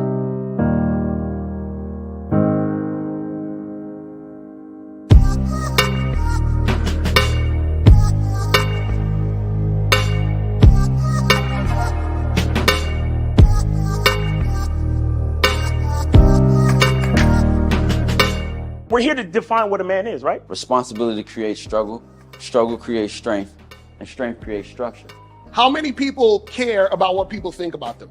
Be honest. As a man, you got to be able to protect not just yourself, but your family. When we talk about being a man, it's your behaviors. But I don't say any of this to brag. I don't say any of this to gloat my life up or I'm better than anybody.